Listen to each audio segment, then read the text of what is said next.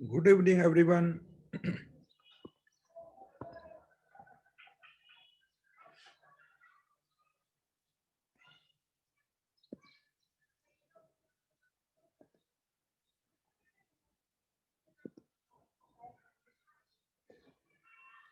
Magnetic field का exercise 2 discuss करना है हम लोग को आज ना।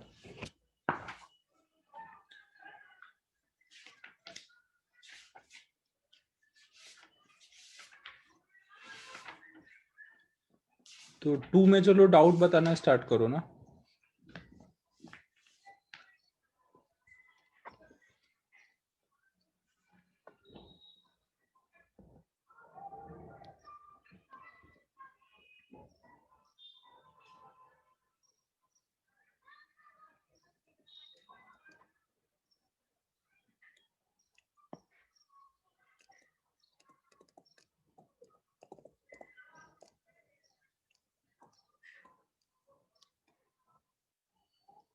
क्वेश्चन नंबर 3 देखते हैं पहले।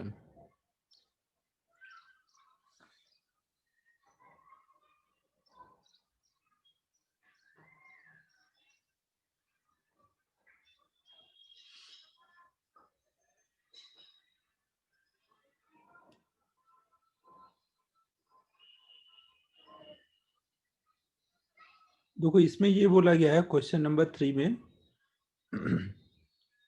To observer moving with different velocity ना। हमने एक कोई चार्ज लिया है ना और दो ऑब्जर्वर हैं ना। एक कुछ v1 वेलोसिटी से जा रहा है, दूसरा कुछ v2 वेलोसिटी से जा रहा है।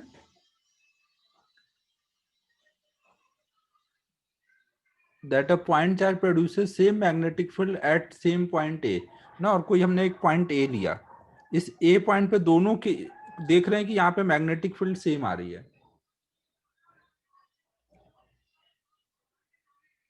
तो यहाँ पे बोला जा रहा है कि फिर जो यहाँ से पोजीशन वेक्टर होगा इसका आर, ये और रिलेटिव वेलोसिटी इसका मतलब पैरेलल होने चाहिए।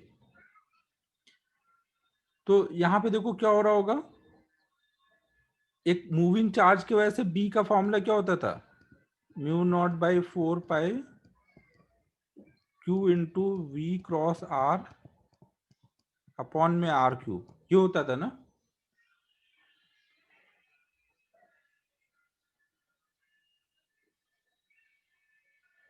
ऊपर आर क्रॉस प्रोडक्ट किया है ना, तो नीचे आर क्यूब हो जाएगा ना।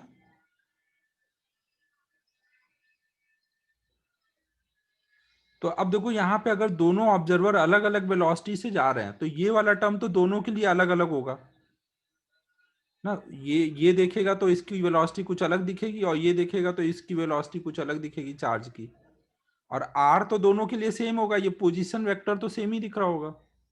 तो इसका रिजल्ट दोनों के लिए सेम कैसे हो सकता है, तभी हो सकता है सेम जब ये पूरा रिजल्ट 0 आ रहा हो।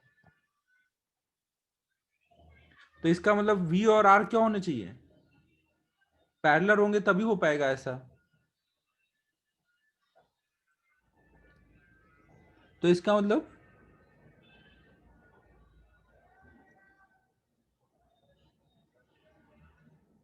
ए ऑप्शन आना चाहिए ना। इसका आंसर चेक करो एक बार क्या दिया हुआ है।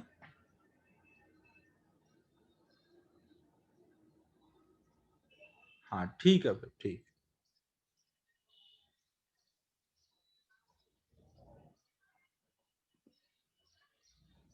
नेक्स्ट बताओ।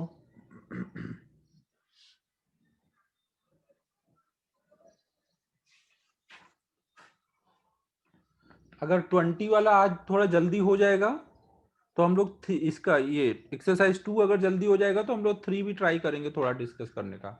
3 लगाया है क्या आप लोगों ने?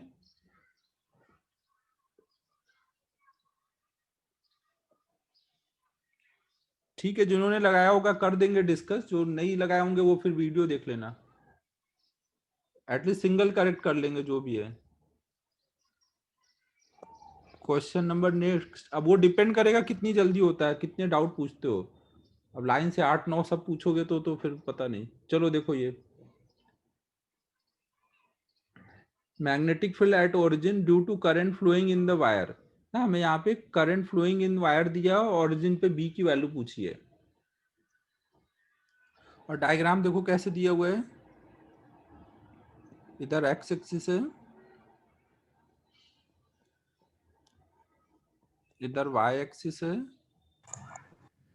सर ये हो गई तो आपने क्या बोला था अभी, कौन से एक्सरसाइज 3 की एक्सरसाइज 2 ये AMI? तो 2 चल रहा है ना मैग्नेटिक फील्ड का, तो इसका 3 कर लेंगे, ये बोल रहा था। अच्छा अच्छा, ओके ओके, समझा। या देखते हैं एक बार हो जाने दो, फिर डिसाइड करते हैं क्या कर सकते हैं। तो अब देखो यहाँ पे करंट कैसे जा रही है, एक तो ऐसे वायर रखी हुई है ना, वो इनफाइनाइट तक जा रही है आई करंट, और वो ऐसे एक्स जेड प्लेन से आई है, और फिर ये ऐसे वाई एक्सिस के पैरेलल इनफाइनाइट वायर आ रही है। तो हमें इस पॉइंट पे मैग्नेटिक फील्ड चाहिए, तो इस पॉइंट पे मैग्नेटिक फील्ड जो होगा वो कौन से पार्ट की वजह से होगा। अगर मान लो ये पार्ट 1 है, ये पार्ट 2 है, और ये पार्ट 3 है, तो पार्ट 2 की वजह से होगा क्या मैग्नेटिक फील्ड, जिधर करंट जा रही है उसी डायरेक्शन में ये पॉइंट है ओरिजिन, तो नहीं होगा। पार्ट 3 की वजह से हो सकता है, नहीं हो सकता। केवल किसकी वजह से हो सकता है, पार्ट 1 की वजह से हो सकता है ना पार्ट 1 की वजह से केवल हो सकता है। और पार्ट 1 की वजह से हम लोगों ने जो बी निकाला था, तो उसका क्या फॉर्मूला आया था, एक फाइनाइट वायर की वजह से बी निकालने का हमारा फॉर्मूला क्या आया था, b equal to mu naught i upon 4 pi d sine alpha plus sine beta, ऐसा आया था ना फाइनाइट वायर की वजह से।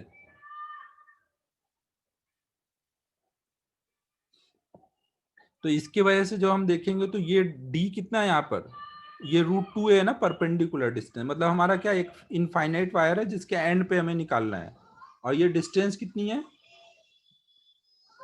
√2 है ना, यही क्वेश्चन है ना।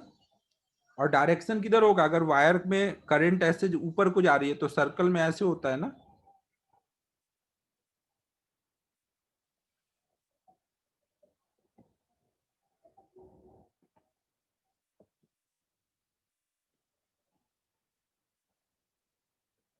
ठीक है, सबको समझ आ रहा है मैं क्या बोल रहा हूँ।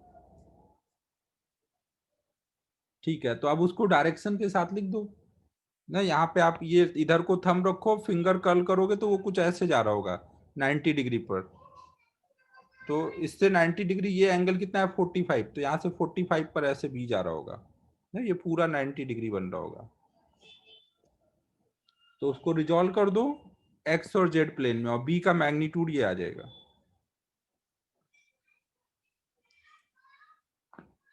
फिर 8 के बाद नेक्स्ट बताओ।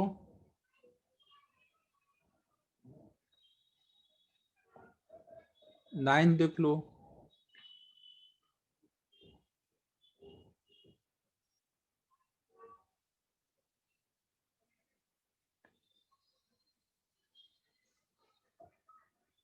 देखो इसमें ये बोला गया है कि एक ऐसे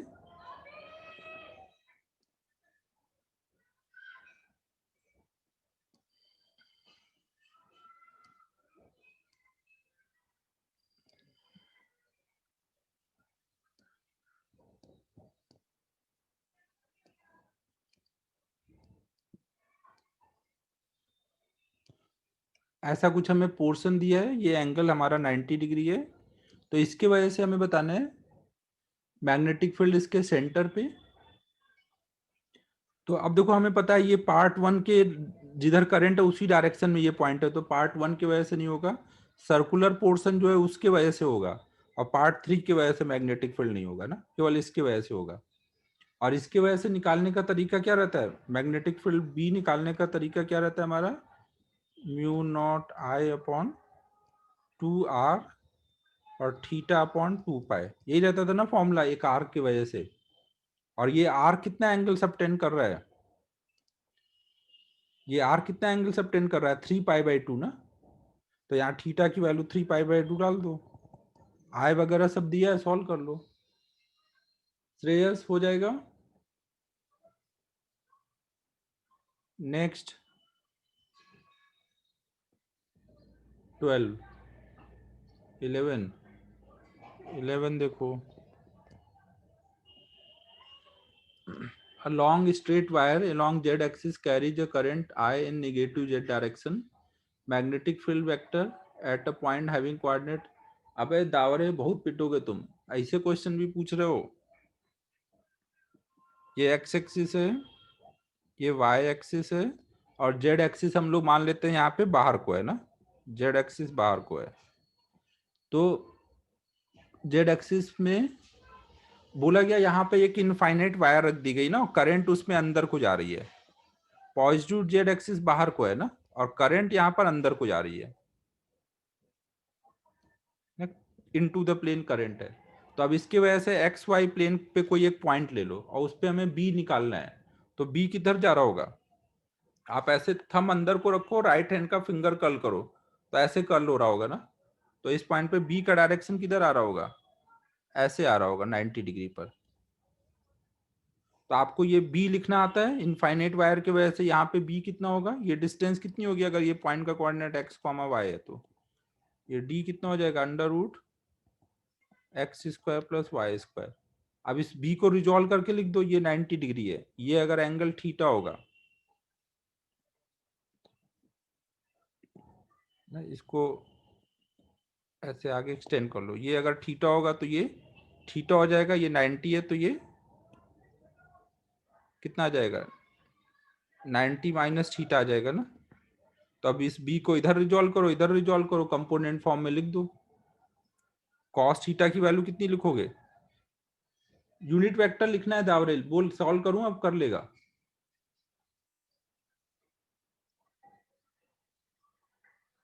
इस डायरेक्शन का में बी आ रहा है, इसको रिजॉल्व कर ले।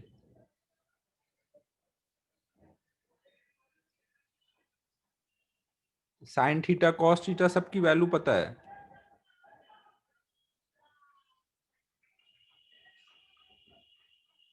कर लेगा। ठीक है, 12 देखो अब।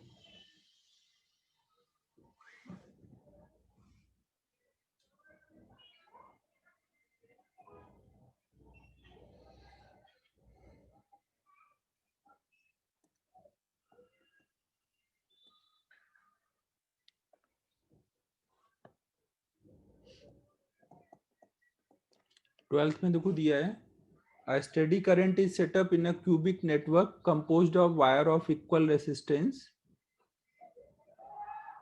and length d as shown in figure. What is the magnetic field at center P due to the cubic network?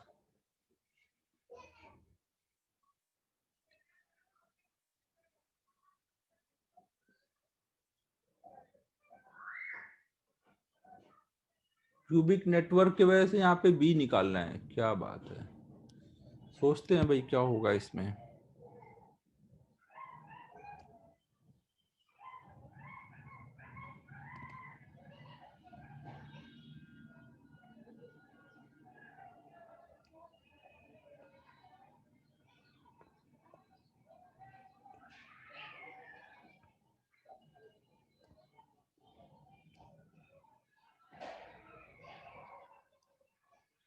सब कैंसिल हो रहा है,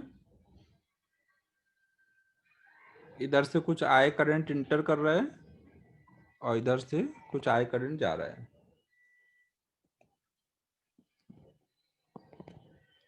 इधर को I/3 गया, इधर को I/3 और इधर को I/3, और इधर से जब निकलेगा तो यहाँ से I/3 निकलेगा, यहाँ से I/3 और यहाँ से I/3।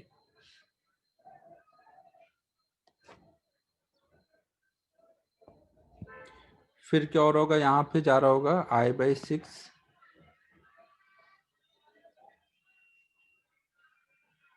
अबे राज तू सीरियसली बोलता हो तो भी तू नहीं समझता है। ये I/6 हो गया, ये I/6 हो गया, ये भी I/6, ये भी I/6।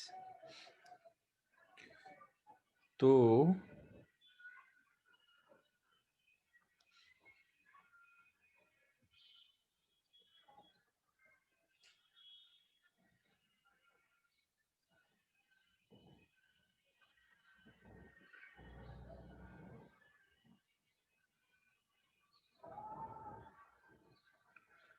तुम लोगों ने कैंसिल करने के लिए क्या सोचा है, एक एक वायर लेके सोचा है या क्या क्या सोचा है? अबे एडी नहीं ले रहा हूँ राज भाई, मैं क्वेश्चन सोच रहा हूँ क्या होना है यहाँ पे।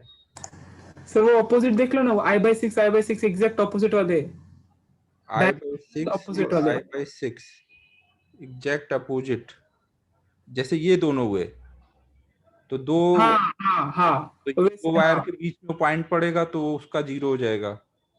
और ऐसे ही ये I/3 और ये I/3 के बीच में वो पॉइंट पड़ेगा। हाँ तो वैसे करंट बता रहे सर, वाली करके भी हो जाएगा। सही है, सही है, सही है। तुम ओवर लोग एक्टिंग। आपको ये पता है ना कि अगर दो हम फाइनाइट वायर ले लें और दोनों में सेम करंट जा रही है और उनके एग्जैक्टली बीच में, इस वायर के दोनों वायर के प्लेन के मिड पॉइंट पे हम कोई पॉइंट लें, तो वहां पे बी कितना आएगा, इस वायर के वजह से निकालोगे तो यहाँ पे ऊपर को आ रहा होगा, यहाँ अंदर को आ रहा होगा। और ऐसे इसके वजह से निकालोगे तो यहाँ ऊपर को, यहाँ पे अंदर को। तो बीच में इस पॉइंट पे, मिड पॉइंट पे दोनों का बी सेम होगा ना, तो कट जाएगा। तो यहाँ पे हर जगह ऐसा पैरेलल बन रहा है ना, यहाँ पे एक I/3 है और एक यहाँ I/3 है, तो इन दोनों के बीच में वो पॉइंट पी पड़ेगा तो उसका कट जाएगा। ऐसे ये I/3 और ये I/3 उनके बीच में आएगा, ये वाला जो इसका सेंटर होगा ना, तो ऐसे ये I/6 ये I/6 उनका मिल करके भी बीच में वो कट जाएगा। तो सब ऐसे डायगोनल वाले एक दूसरे को कैंसिल कर दे रहे हैं।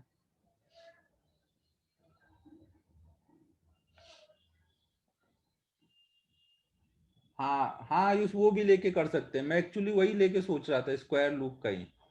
तो उसमें आपको करंट एक्स्ट्रा फ्लो करानी पड़ेगी, I/6 इधर भी, I/6 इधर भी। फिर एक I/6 को इसका पार्ट लेना और दूसरे I/6 को कोई इसका पार्ट ले लो, ऐसे करके कर सकते हो। बट वो ज्यादा बेटर नहीं है, बेटर यही वाला है जो ये ऐसे किया गया।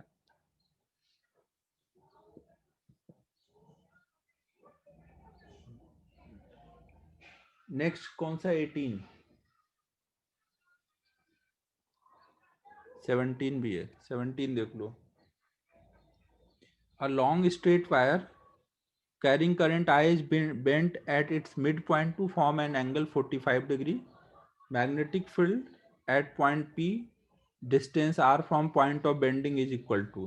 तो देखो इसमें ये बोला गया कि हमने एक ऐसे वायर लिया, इसमें I करंट जा रही है और फिर ये ऐसे बेंड होके इधर को जा रहा है। ये एंगल 45 डिग्री है और हमने यहाँ पर एक पॉइंट ले लिया है, इस पे हमें बी चाहिए। तो अब दिख रहा है इस वाले करंट की वजह से तो बी नहीं आएगा, क्योंकि वो तो इसी लाइन पे इसी डायरेक्शन में है पॉइंट ना, इसके वजह से आएगा। अब इसके वजह से आप कैसे निकाल सकते हो, तो कोई भी वायर एक है उसके वजह से आपको निकालना, तो आप वायर को आगे तक एक्सटेंड कर लो ना। ये एक इनफाइनाइट वायर है और यहाँ से परपेंडिकुलर डालो ना। ये एक इनफाइनाइट वायर है जिसका लोअर एंड से हमने एंगल देखेंगे और अपर एंड से एंगल देखेंगे ना। ये अपर एंड का एंगल, लोअर एंड से एंगल देखेंगे तो वो कितना आएगा, ये 45 है, ये 45, ये 90, तो ये भी 45 आएगा। और अपर एंड का एंगल कितना हो रहा होगा, एक 45 है और दूसरा एंगल 90 है, अपर एंड 90 को टेंड कर रहा होगा ना। तो आपका बस क्वेश्चन क्या है कि एक इनफाइनाइट वायर है, उसके नीचे आपको यहाँ पे बी निकालना है ना। और एक एंगल कितना है 45 और दूसरा एंगल कितना हो रखा है 90। हो जाएगा, अल्फा और बीटा की वैल्यू पता चल गई।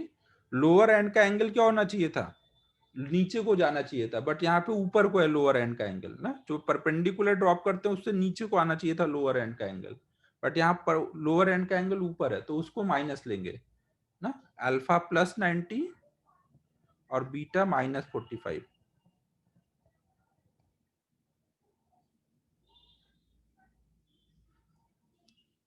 ना। डिस्टेंस आपको ये आर दी है तो ये परपेंडिकुलर डिस्टेंस आ जाएगी, ये 45 है तो ये r cos 45। परपेंडिकुलर डिस्टेंस पता है, एंगल पता है, हो जाएगा। Next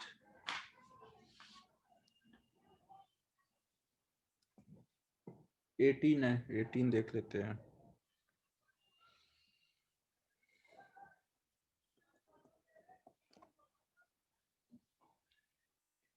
net magnetic field at centre circle of. अबे श्रेयस बहुत पिटेगा, एक ही टाइप के क्वेश्चन पूछे जा रहा है। इसमें क्या है, एक आर्क की वजह से निकाल और एक स्ट्रेट वायर की वजह से निकाल, दोनों का निकालने का तरीका तो पता है ना तुझे, फिर दिक्कत क्या है। अच्छा केवल कंपेयर करना है। केवल कंपेयर करना है यहाँ पे ना।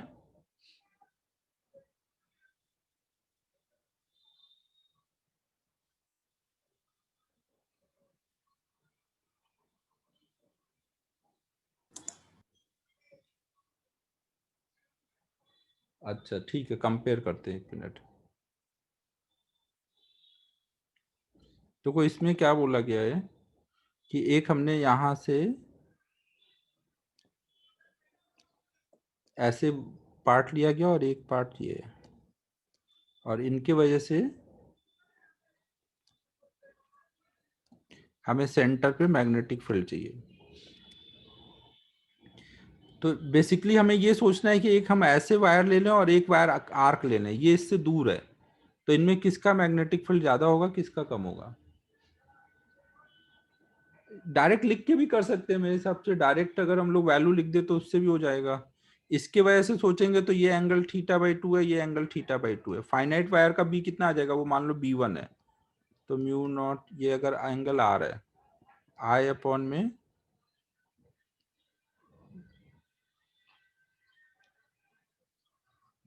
फॉर्मूला क्या था अपना, 4πr, आर ये डिस्टेंस कितनी आएगी, r cos θ/2, परपेंडिकुलर डिस्टेंस ये है ना, और यहाँ पे आ जाएगा 2 sin θ/2 ना, sign alpha plus sine beta.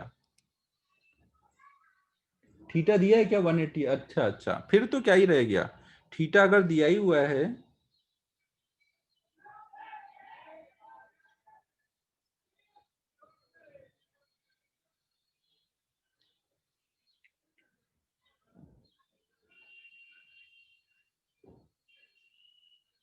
अगर थीटा दिया हुआ है तो फिर तो क्या ही रह जा रहा है यहाँ पर,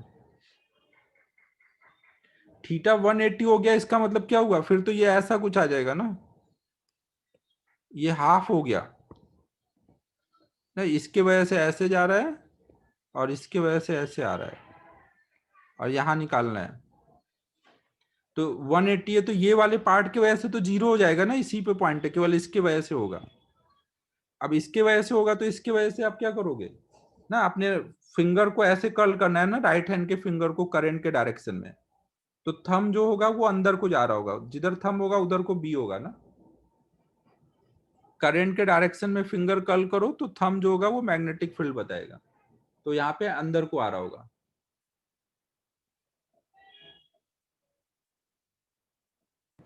सर वो दो चीजें, एक तो मतलब इस ऐसे करोगे ना तो आंसर दूसरा आएगा, इनवर्स आएगा, और मैंने हाँ, सिर्फ डायग्राम को देख के किया था मतलब।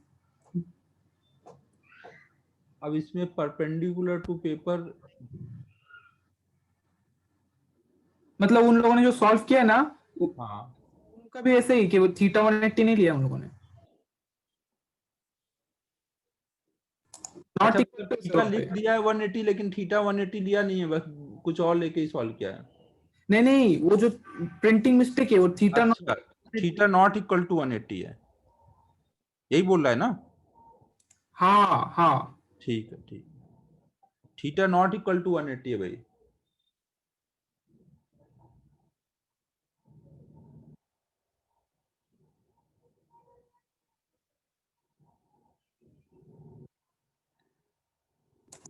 सर एक डाउट था, अब ये क्वेश्चन इतना करने से अच्छा ऐसा नहीं कर सकते कि डायरेक्ट वो एक मतलब लूप ही है ना, गंदा वाला है पर लूप तो है ना।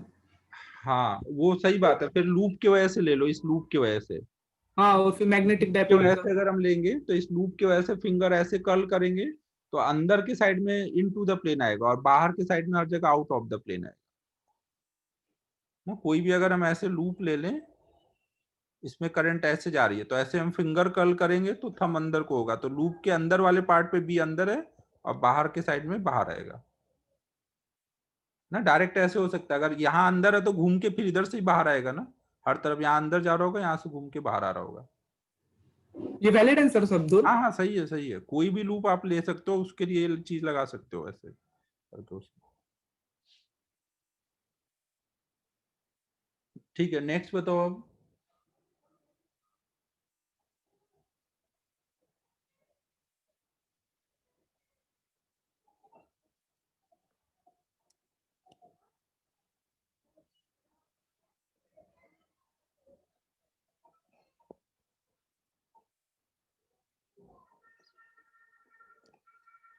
23 में let BP and BQ b the magnetic field, 22 भी है। अब ये रुक जाइए, कर लेंगे 23। BP BQ represent the B the magnetic field produced by wire P and Q which are placed symmetrically in a rectangular loop ABCD as shown in figure. Current in the wire P is directed inwards and Q is 2Q inwards out or outward, ठीक है।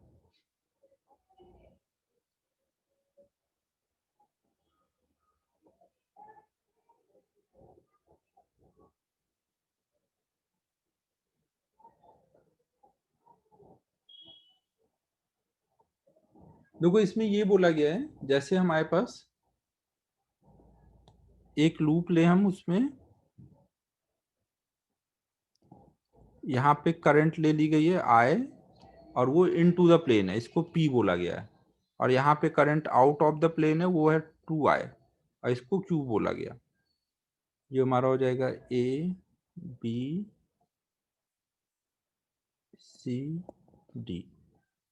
ना। और यहाँ पे हम लोग ऐसे कुछ जा रहे हैं लूप में हम ऐसे जाएंगे और इंटीग्रेट करेंगे।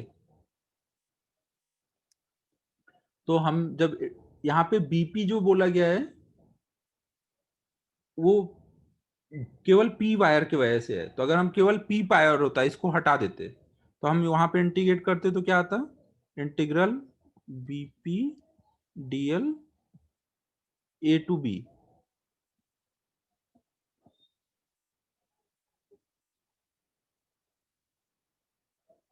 ये पूरा A to देखो B जा रहे हैं ना, ये A to पूरा लूप कंप्लीट नहीं हो रहा है, केवल A to B जा रहे हैं। सर वो सिमेट्री यूज करनी है, देखो दूसरे का मैग्नीट्यूड 2 है ना, तो वैसे सिमेट्री यूज करके इसके लिए डिड्यूस करना है दूसरे वायर से। अच्छा अच्छा अच्छा। और अब दूसरे वाले में हमने जब किया है तो A to D किया है।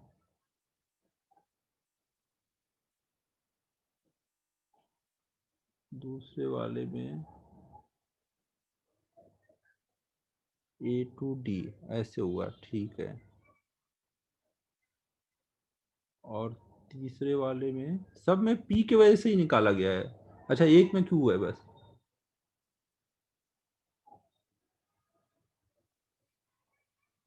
पाथ पाथ दिया हुआ है ना, A to B का, A to D का, D to A का पाथ अच्छा अलग होगा, ओके।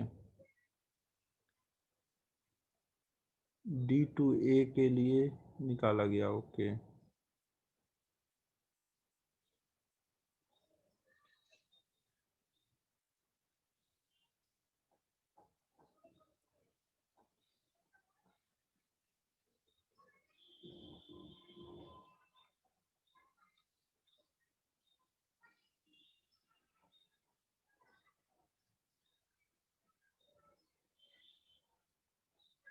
साइड से इक्वल डिस्टेंस है सिमेट्री यूज करने को। सर वो एक वायर से जो आ रहा है ना, एक सपोज उन लोगों ने पी के लिए दिया है ना, तो क्यू के लिए यूज कर सकते हैं, सही। सिर्फ मैग्नीट्यूड डबल है ना। अच्छा अच्छा, ओके, वैसे बोल रहा हूँ, ओके ओके। और डायरेक्शन चेंज हो जाएगा। हाँ, और वो मैग्नीट्यूड का प्रोपोर्शनल यूज कर देगा ऐसा। अच्छा अच्छा, ओके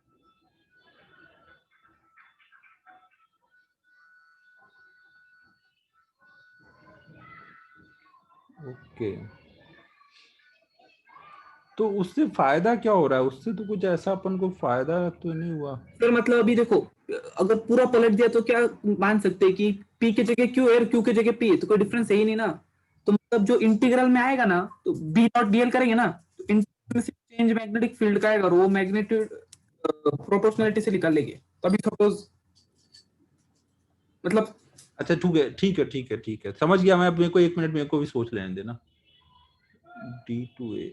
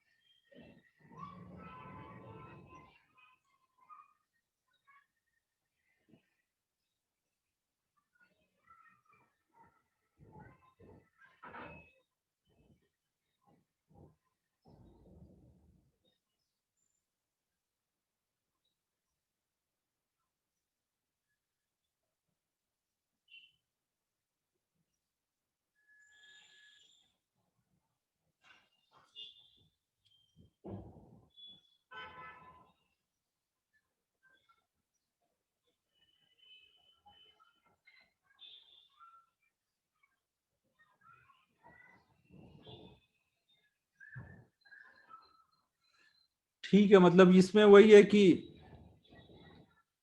सबका लगभग दिया ही हुआ है एक एक स्ट्रेट पाथ का, तो वो यूज करके हम लोग बाकी सबका निकाल लेंगे और फिर पूरे लूप के लिए लगा सकते हैं।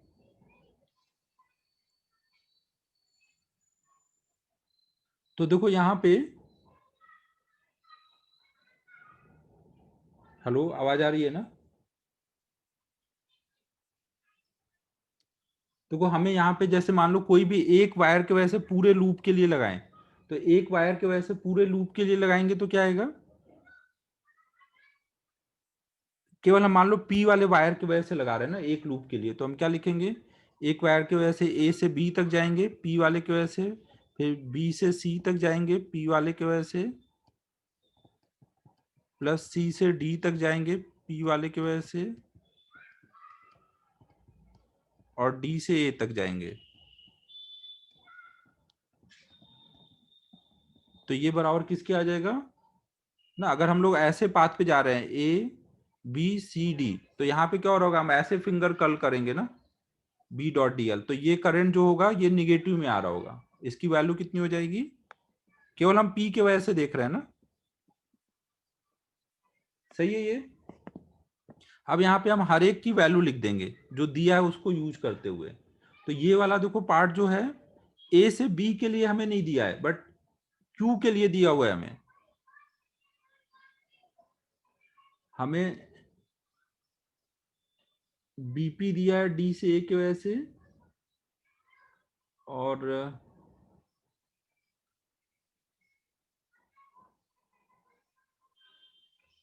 ए टू डी दिया है, डी टू ए, ठीक है। हाँ ये नीचे दिया हुआ है ना, नीचे दिया है ए से बी तक का ये जो पार्ट है, इस वाले पार्ट की वैल्यू दी है माइनस म्यू नॉट। फिर अब इस वाले पार्ट के लिए देखेंगे बी टू सी, तो बी टू सी के लिए हम लोग क्या यूज कर सकते हैं? बी टू सी के लिए जब देखेंगे तो जो डी टू ए दिया हुआ है ना, डी टू ए यहाँ का अगर हम देखें, यहाँ पे अगर हम देखें तो जो कुछ यहाँ पर है वही सब सेम यहाँ पर है ना, सब सिमेट्री से ना। और इसके वजह से मैग्नेटिक फील्ड कैसे जा रही होगी? इसके वजह से जब देखोगे पी वाले वायर की वजह से तो ऐसे जा रही होगी ना। तो यहाँ पर जब निकालोगे बी टू सी तो वो प्लस में आएगा, और यहाँ पे भी प्लस में आएगा। तो जो बी टू सी होगा वही डी टू ए होगा। सब कुछ सेम है, जैसा इधर डिस्टेंस है वैसा इधर है। ठीक है, तो बी टू सी निकालना है तो आप डी टू ए का निकाल लो, और डी टू ए का हमें दिया हुआ है ना माइनस टू म्यू नॉट। फिर सी टू डी ना, अब सी टू डी हमें इसके वजह से देखना है। तो सी टू डी अगर हमें इसके वजह से पता है तो वही सेम चीज इधर हो रही होगी ना, बस प्लस माइनस का एक बार हम देख लेंगे मैग्नीट्यूड वाइज। इसके वजह से जो यहाँ है वही इसके वजह से इधर हो रहा होगा ना। तो हमें देखो, एक मिनट, ए से बी क्यू का दिया हुआ है। अच्छा, देखो यहाँ सर पर हमें सी टू डी चाहिए इसके वजह से, तो आप इसके वजह से यहाँ निकाल लो वही चीज, इसके वजह से इधर बोल सकते हो। नहीं सर, वो हाँ मतलब ना भाई, उसका हाफ ना टू आई। हाँ वो रिलेट कर लेंगे, मैग्नीट्यूड रिलेट कर लेंगे, मतलब कॉन्सेप्ट वो लगा सकते हैं। हाँ वही वही करना है। देखो जो इसके वजह से इधर हो रहा होगा वही इसके वजह से इधर हो रहा होगा ना। मैग्नीट्यूड हम प्रोपोर्शनलिटी के हिसाब से लिख लेंगे।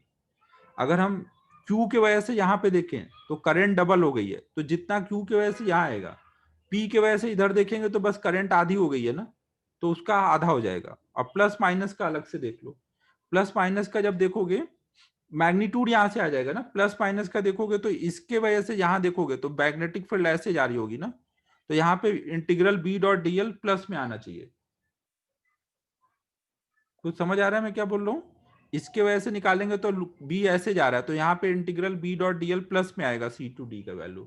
और मैग्नीट्यूड इसके वजह से जो यहाँ आ रहा होगा वही इसके वजह से इधर आ रहा होगा, मतलब करंट के अकॉर्डिंग हाफ कर लेंगे। इसके वजह से इधर कितना है, क्यू के वजह से ए बी पर टू म्यू नॉट, तो यहाँ पे हाफ म्यू नॉट हो जाएगा, टू म्यू नॉट का आधा मतलब म्यू नॉट, और प्लस में लिखेंगे। फिर डी टू ए वाला पार्ट हमें दिया हुआ है, तो ये बराबर हो जाएगा म्यू नॉट इंटू माइनस आई। अब इसको सॉल्व कर देंगे तो आई की वैल्यू आ जाएगी। सुजल कौन सा वाला पार्ट नहीं समझा तुझे? देखो केवल अगर मैं पी वाले का देखूं तो पी वाले का मैग्नेटिक फील्ड, अच्छा हाँ डायरेक्शन गलत बोल दिया, इसका भी तो ऐसे आ रहा होगा ना, तो इस पार्ट में निगेटिव आएगा ना, तो वो निगेटिव लगा दो यहाँ पर, मैग्नीट्यूड उधर से निकाल लो, यहाँ निगेटिव लगा दो। सबका देखो इसका क्या आना चाहिए, यहाँ पे ये ऐसे आ रहा है तो यहाँ पे ये निगेटिव आना चाहिए, ये सही है, यहाँ पे भी निगेटिव आना चाहिए, ये भी सही है, यहाँ पे भी निगेटिव आना चाहिए, ये सब निगेटिव आना चाहिए, हाँ सही है सब।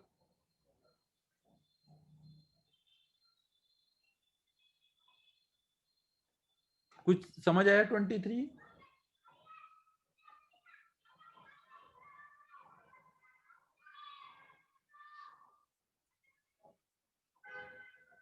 ना हमें इस वायर की वजह से यहाँ पे integral b dot d l लिखना है, तो आप इसके वजह से यहाँ पे integral b dot d l use कर सकते हो। एक बार मैं फिर से बता देता हूँ, देख लो सब लोग, हमने क्या किया, पी वायर के वजह से पूरे इस लूप के लिए integral b dot d l use किया, तो पूरे वायर की वजह से जब लिखेंगे ऐसे तो क्या आ जाएगा, ऐसे अगर हम घूम रहे हैं तो करंट ऊपर को जो आएगी, जब ऐसे राइट हैंड के फिंगर कर्ल करोगे तो जो करंट ऊपर आएगी वो प्लस में आनी चाहिए, और यहाँ पे ये अंदर को है ना, तो यहाँ पे इसलिए हमने इसको माइनस म्यू नॉट आई लिख दिया। अब पूरे लूप के लिए लगाना है, मतलब A to B, B to C to D, D to A, तो ये 4 पार्ट में लिख दिया, और केवल किसकी वजह से लिख रहे हैं, पी की वजह से ना, केवल पी की वजह से। अब ये वाला पार्ट क्वेश्चन में दिया हुआ था, यहां से यहां जाएंगे तो क्या होगा, तो वो लिख दिया, यहां से यहां जाएंगे वो लिखना था, तो यहां से यहां का और यहां से यहां का डायरेक्शन और मैग्नीट्यूड सब सेम होगा ना,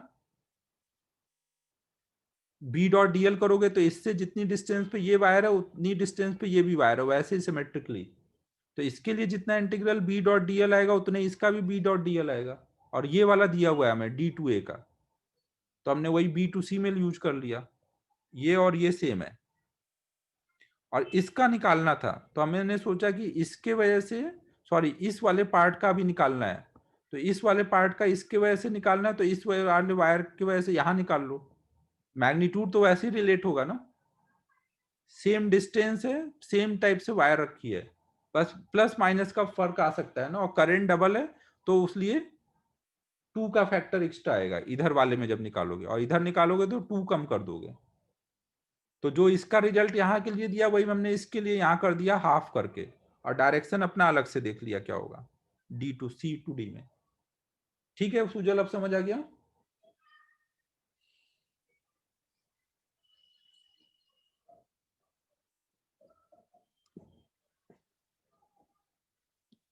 ठीक है, नेक्स्ट बताओ अब।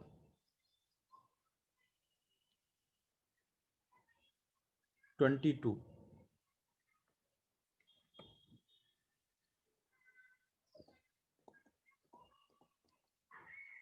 A constant direct current of uniform density J is in flowing, ये क्लास में हो रखा है क्या?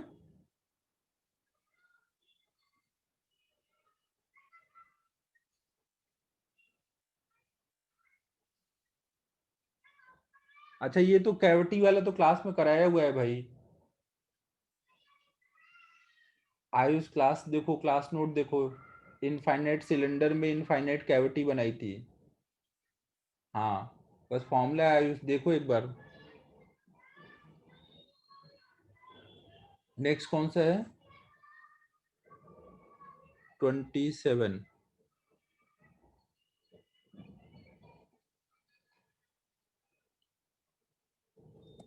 26 देख लो।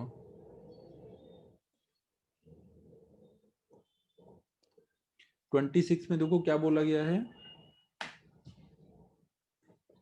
To large conducting current planes perpendicular to the x axis are placed at d, 0 and 2d, 0, ठीक है, करंट पर unit width in both the plane is same and current is flowing inward and inward, हाँ outward direction, ठीक है, variation of magnetic field as a function of distance between 0 to 3d, 0 to 3d में हमें magnetic field का variation चाहिए ना 26 में, इसमें देखो क्या है, आपको ये याद है एक अगर इनफाइनाइट सीट रखी हो तो उसके वजह से,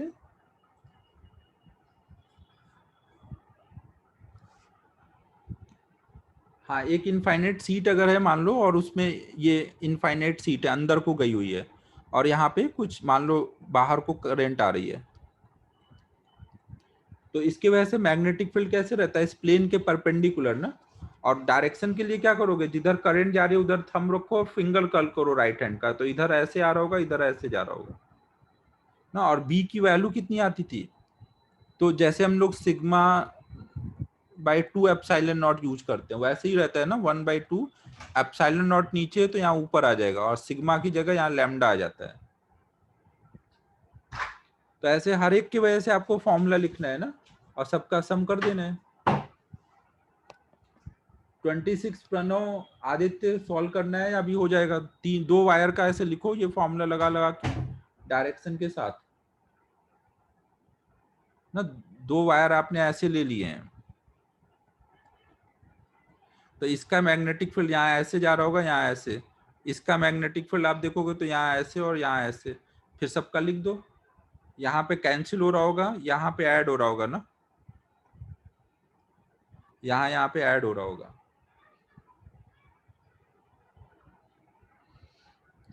इस वायर की वजह से इधर को अगर ऊपर को है तो इधर हर जगह ऊपर को होगा ना, इधर नीचे को है तो यहाँ हर जगह नीचे को, ऐसे इसके वजह से लिखोगे, इधर नीचे है तो इधर भी नीचे होगा ना। कर नहीं रहा हूं, अब कर लो ऐसे ही ना।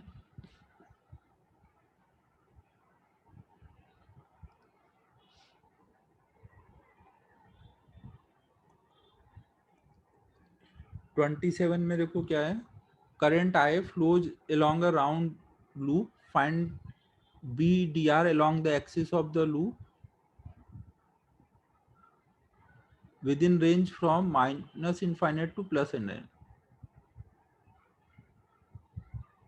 ये क्या क्वेश्चन है, a current I flows along a round loop, round loop मतलब सर्कुलर लूप क्या,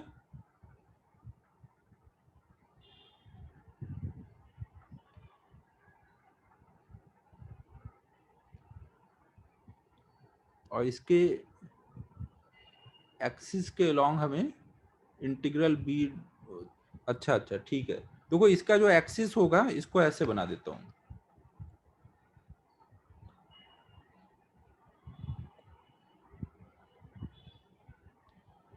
ये इसका एक्सिस है ना, करंट ऐसे जा रही है। हम देखो यहाँ पे एक ऐसा लूप इमेजिन कर सकते हैं जो इनफाइनाइट से घूम कर आ रहा है ना, इनफाइनाइट से ऐसे लूप घूम के आ रहा है।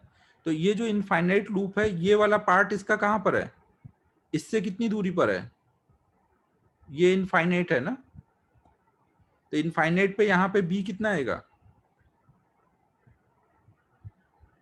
ये भी इनफाइनाइट पर है, तो इस वाले पार्ट पे भी बी कितना आएगा, 0 ना। ये भी इनफाइनाइट, ये पूरा इनफाइनाइट लेंथ से ऐसे घूम के आ रहा है, तो यहाँ पे भी बी कितना है, 0।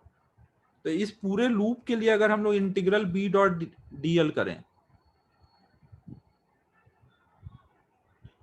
तो पूरे लूप के लिए जब हम निकालेंगे इस पूरे लूप के लिए, तो उसमें ये 3 पार्ट का तो 0 हो जाएगा, केवल इसी पार्ट का बचेगा ना। तो ये केवल हम लोग एक्सिस के अलॉन्ग कर देंगे ना, ये केवल एक्सिस के अलॉन्ग ही कर लेंगे ना, 3 पार्ट का तो 0 ही है। और ये बराबर होगा, इस लूप में अगर हम देखें तो करंट क्या है, यहाँ से ऐसे जा रही है, एक बार इंटर कर रही है फिर बाहर आ रही है, तो एक बार आई करंट क्रॉस हुई है ना, लूप के प्लेन को एक आई करंट क्रॉस कर रही है ना, यहाँ पे केवल एक जगह आई करंट इंटर किए ये, तो ये बराबर होगा म्यू नॉट इंटू आई ना, तो डी ऑप्शन आ जाएगा।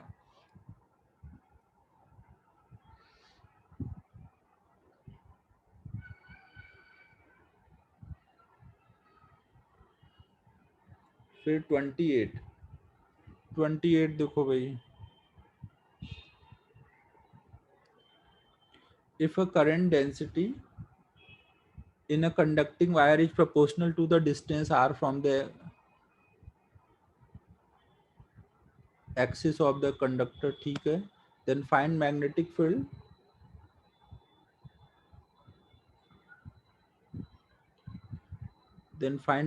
field at a distance r from where r is the radius of the, ठीक है। तो इसमें तो क्या ही हुआ है यार, अपन ने ये याद है कि कोई भी जैसे सॉलिड स्फीयर के अंदर ई निकालना होता था इलेक्ट्रिक फील्ड, तो हम लोग स्मॉल आर रेडियस का स्फीयर बना के अंदर का चार्ज देख लेते थे। तो वैसे ही यहाँ पे क्या है, सिलेंडर में होता है बी निकालना है, तो स्मॉल आर रेडियस के सिलेंडर में जितनी करंट आएगी वो सारा ऐड करके उसके एक्सिस पे रख के इनफाइनाइट वायर का फॉर्मूला लगा दो। क्लास में किया है ऐसा ना? हाँ, स्मॉल आर रेडियस में जितनी करंट आ रही है उतनी करंट निकालो,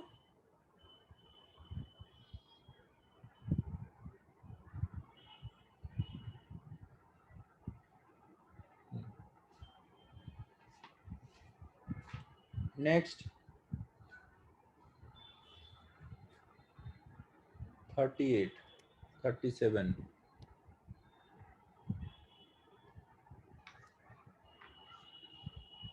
35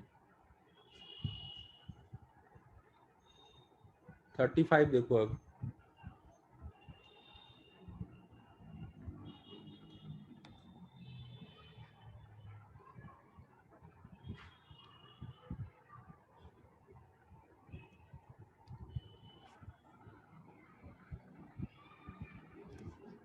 थर्टी टू भी है, 32 देख लो फिर। 32 में देखो क्या है, there exist a uniform magnetic and electric field of magnitude 1 tesla and 1 volt per metre ना, ई और बी दिया है along पॉजिटिव आई एक्सिस।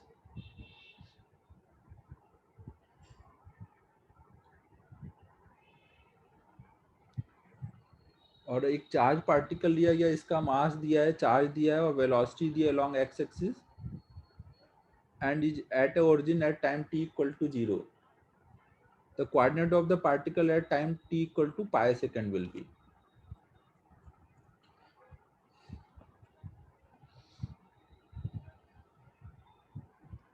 करूंगा, अपलोड करूंगा भाई, डिस्कशन जितने भी कर रहा हूँ सब अपलोड किए अब तक।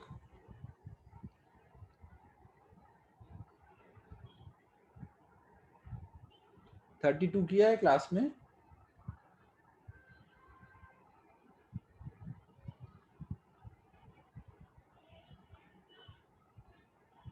तो देख लो भाई, एक बार क्लास वाला क्वेश्चन रिफर कर लो आयुष। तू क्लास वाला ही पूछ रहा है यार आयुष, क्या कर रहा है तू? नोट्स तूने अच्छे से नहीं रिवाइज किया लग रहा है। क्लास के नोट्स रिवाइज कर लो आयुष ना, फिर भी नहीं हो तब पूछ लेना, अलग से व्हाट्सएप पे फिर पूछ लेना। 35 देखो,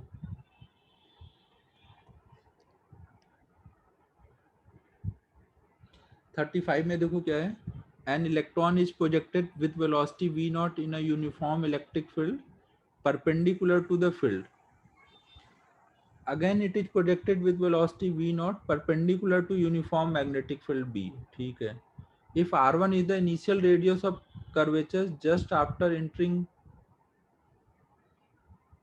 in the electric field and r2 be the initial radius after entering, then the, इसमें देखो आपको क्या बोला गया कि एक इलेक्ट्रॉन को अगर आपने इलेक्ट्रिक फील्ड के परपेंडिकुलर फेंका तो ये अगर v स्पीड से जा रहा है और इस पे फोर्स इधर को लगेगा ना, Q इंटू ई, इलेक्ट्रॉन पे फोर्स इलेक्ट्रिक फील्ड के अपोजिट लगेगा, तो ये अभी 90 डिग्री पे जो फोर्स रहता है ये कौन सा काम करेगा? सेंट्रीपिटल फोर्स का काम करेगा ना। तो इस वाले केस में इलेक्ट्रॉन जब यहाँ से एंटर कर रहा है तो वो क्या होगा, कुछ ऐसे पाथ पे जाएगा, आगे फिर उसका पाथ पैराबोलिक होता जाएगा। इस पॉइंट का रेडियस ऑफ कर्वेचर चाहिए, तो इस पॉइंट पे ये जो फोर्स है ये क्या काम कर रहा है? सेंट्रीपिटल का काम कर रहा है ना। तो आप बोलोगे ये फोर्स बराबर होगा m v square by r, तो इससे R1 आ जाएगा। मैग्नेटिक फील्ड में आर निकालने का तरीका पता है, मैग्नेटिक फील्ड के परपेंडिकुलर फेंकोगे तो कितना आता है, m b by q b. अब R1 R2 का रेशियो ले लूं।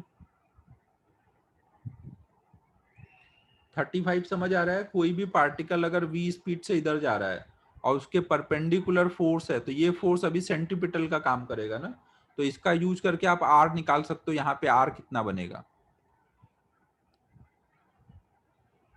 फिर नेक्स्ट कौन सा था? 37 था ना?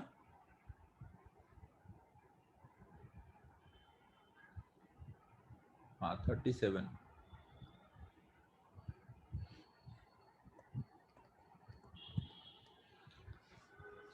अब मास स्पेक्ट्रोमीटर, देखो इसके एक्सरसाइज 3 में कुछ कुछ क्वेश्चंस दिए हैं जो कॉम्प्रिहेंशन में कुछ थ्योरीज दी हुई हैं। नॉर्मली देखो कई बार मैं क्या करता था, क्लास में ये थ्योरी पढ़ा देता था, जैसे ये हुआ कॉम्प्रिहेंशन में एक थ्योरी दी हुई है जिसको हम लोग बोलते हैं, क्या नाम रहता है इसका, हाँ साइक्लोट्रॉन। तो ये थ्योरी मैं कई बार क्लास में मैंने पढ़ाया हुआ है और कई बार छोड़ देता हूँ कि कॉम्प्रिहेंशन में कर लेंगे। तो आपको इस बार थ्योरी खुद से पढ़ लेनी है, ये जो दिया हुआ है ना, जो आपने कॉन्सेप्ट पढ़ा हुआ उसी का यूज है ना। आप एक बार पढ़ लेना, फिर जब मैं क्लास में डिस्कस करूंगा उस टाइम में समझा भी दूंगा ना। साइक्लोट्रॉन की थ्योरी, हॉल इफेक्ट का दिया है क्या इसमें? हॉल इफेक्ट नहीं दिया है इसमें। एक और थ्योरी रहता है हॉल इफेक्ट करके एक, तो उसका नहीं दिख रहा है मुझे। अब नेक्स्ट थर्सडे को करूंगा ना एक्सरसाइज 3। वेदांत ये कॉम्प्रिहेंशन में दे करके पूछ सकते हैं, ऐसा कोई मतलब बहुत अलग चीज नहीं है ये। मैं एक और कॉम्प्रिहेंशन भेजूंगा, हॉल इफेक्ट पे बेस्ड होगा, तो वो भी करना रहेगा ना, वो इसमें नहीं कवर हुआ है।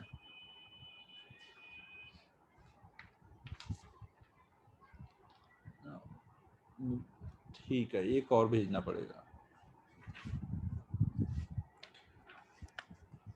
बट जो आपने पढ़े हैं कॉन्सेप्ट, बस उसका यूज करना है उस कॉम्प्रिहेंशन में। आप पढ़ के समझ सकते हो जाना चाहिए वो।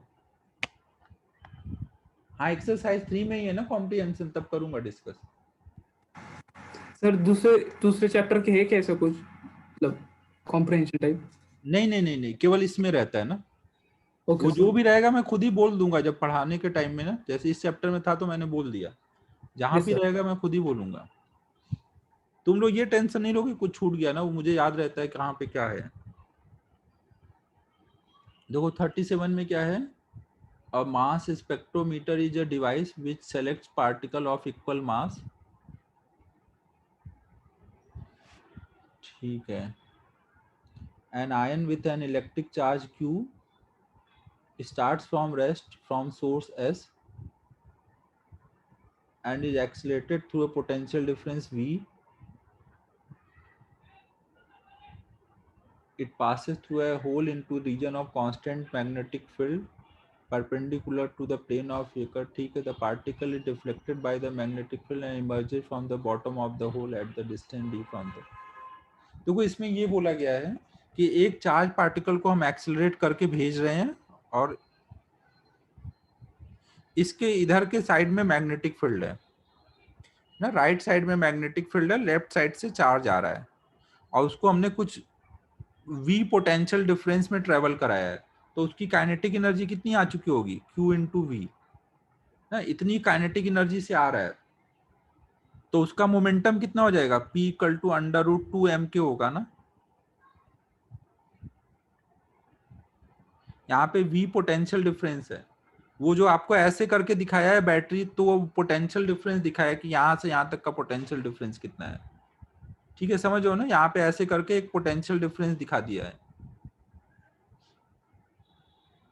तो अब वो चार्ज पार्टिकल स्पीड से इंटर करेगा और फिर यहाँ पे वो घूम करके कुछ यहाँ से निकल गया, तो आपकी और कितना नीचे d डिस्टेंस, तो ये d उसका क्या हो गया, डायमीटर हो गया, तो रेडियस कितना हो जाएगा यहाँ पर d/2।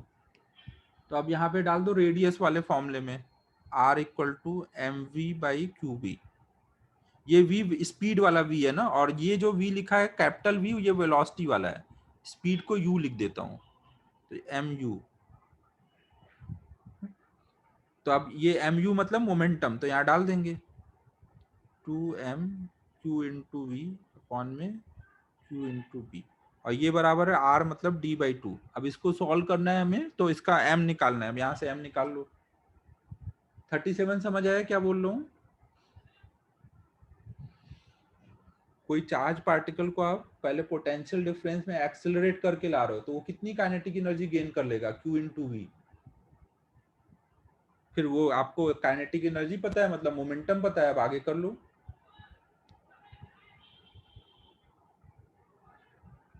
ठीक है, अभी समझ गया ना, u उसकी स्पीड और v पोटेंशियल डिफरेंस है।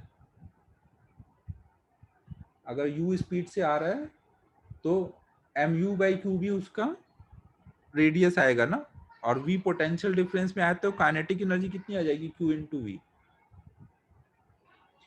ठीक है, नेक्स्ट है 38।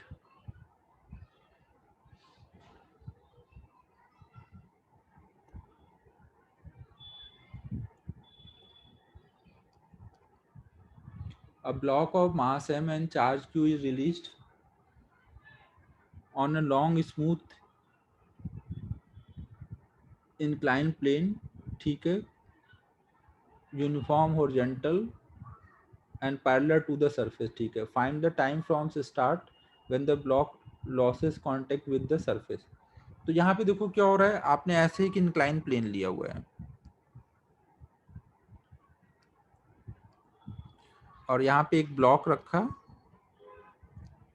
तो वो क्या होगा, अपने शुरू में मास की वजह से इधर को स्लिप करेगा ना, इधर को जाएगा। जब वो इधर को जाएगा तो उस पर फोर्स लगेगा। यहाँ पे ये जो बी दिख रहा है ये आउट ऑफ द प्लेन है, ये सब वर्टिकल प्लेन में इंक्लाइन प्लेन है, ये हॉरिजॉन्टल में है ना।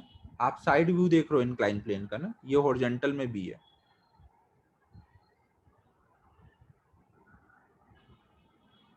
अबे आयुष क्या हुआ, क्या बोलना चाह रहा है? 38 प्रतीक ने पूछा है वो बता रहा हूं।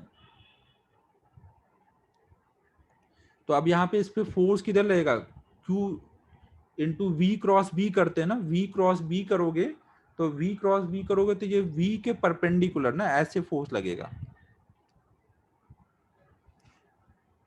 और ये जो अगर वेलोसिटी इधर है तो फोर्स इधर आएगा। तो अब ये फोर्स जो होगा कि ये क्या होगा, वेलोसिटी के परपेंडिकुलर है, साथ में ये मैग्नेटिक फील्ड के भी परपेंडिकुलर है, क्योंकि मैग्नेटिक फील्ड अभी क्या है, स्क्रीन के परपेंडिकुलर है, तो ये भी इस पे भी परपेंडिकुलर हो गया।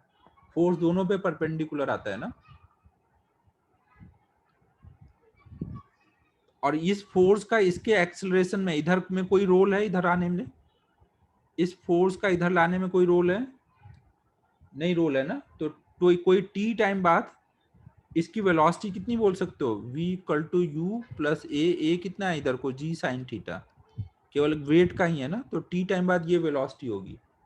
और आपको क्या चाहिए, जब यहाँ का नॉर्मल जीरो हो जाए। नॉर्मल कब जीरो होगा, जब एम जी कॉस थीटा को सीधे केवल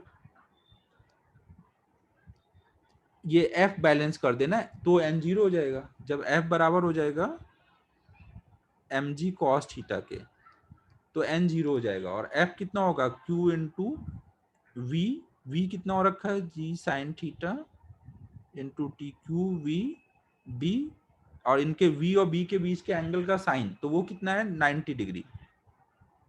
Q v b sine theta वाला जो थीटा होता है, फोर्स में आता है एक थीटा फॉर्मूले में ना। यहाँ पे v स्क्रीन के प्लेन में और b स्क्रीन के परपेंडिकुलर है ना, तो v और b के बीच का एंगल 90 है। अब इसको सॉल्व करोगे तो टाइम आ जाएगा, हो जाएगा 38। समझ आया क्या?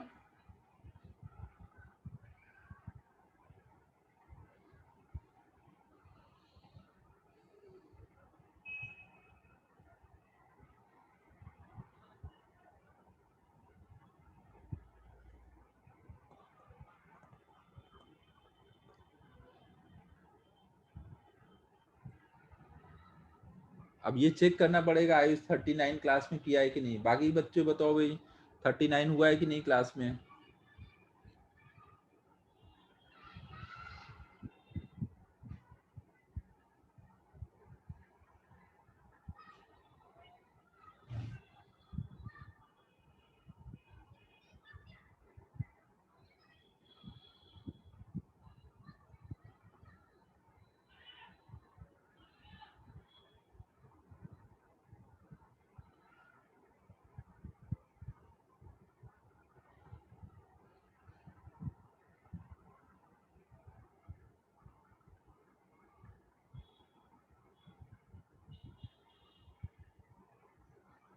एक तो आयुष को बता ही देता हूँ, आयुष हर बार यही बोलता है।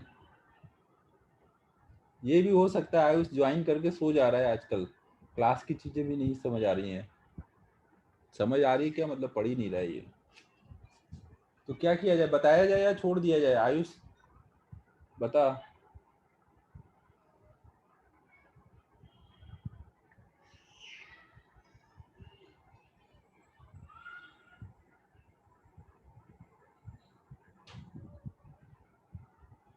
चलो एक तो बता ही देते हैं आयुष को।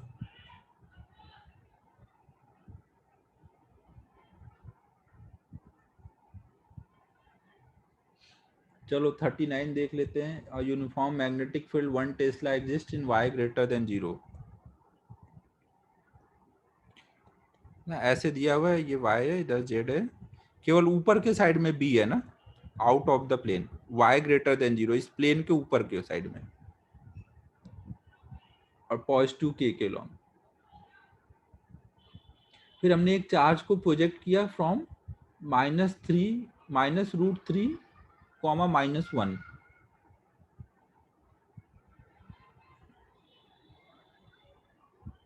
ये कुछ मिसप्रिंट तो नहीं है ना? ठीक है, हाँ।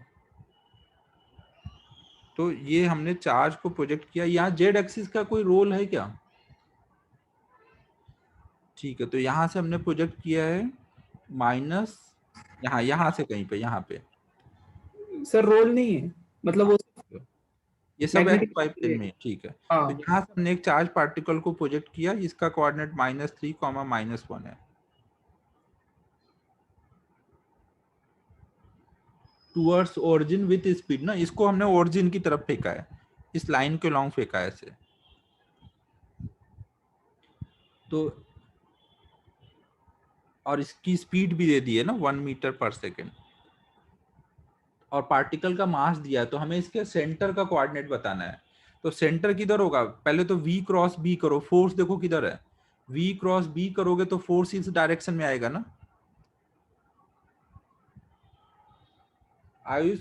अगर v क्रॉस b करो फोर्स निकालने के लिए, तो फोर्स इधर को आ रहा है, सब एक्स वाई प्लेन में हो रहा है ना आयुष।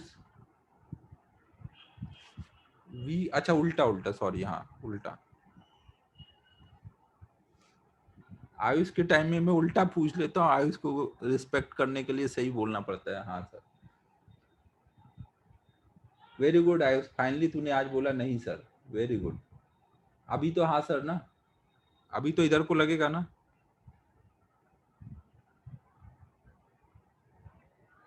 अबे जल्दी बोल भाई आयुष, हाँ या ना। फोर्स इधर है, v क्रॉस b कर, इधर को राइट हैंड की फिंगर रखो, बाहर को कर्ल कर, तो थंब इधर को आएगा, तो इधर को फोर्स है। अब रेडियस आप कैसे निकालोगे? तो r इक्वल टू क्या लगाओगे? mv/qb। तो m दिया है, v दिया है, q दिया है, b दिया है, तो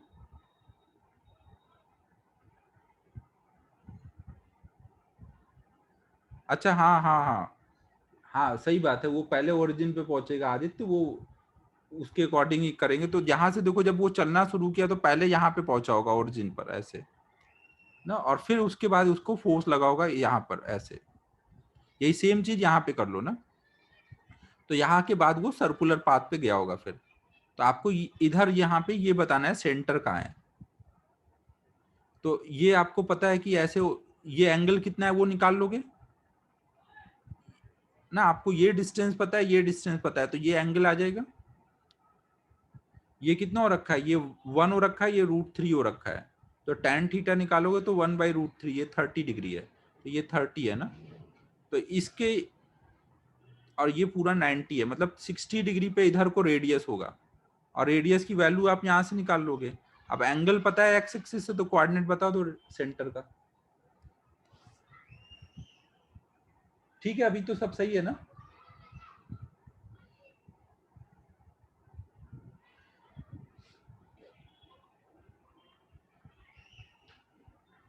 ठीक है, अब नेक्स्ट करते हैं। नेक्स्ट बताओ कौन सा है?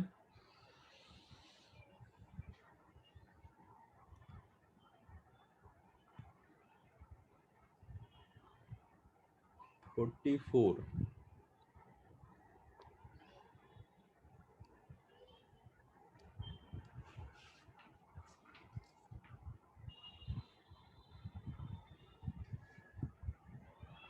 44 में देखो क्या है, a particle of charge per unit mass, charge per unit mass मतलब q/m की वैल्यू हमें दी हुई है, is alpha released from origin with velocity this in a magnetic field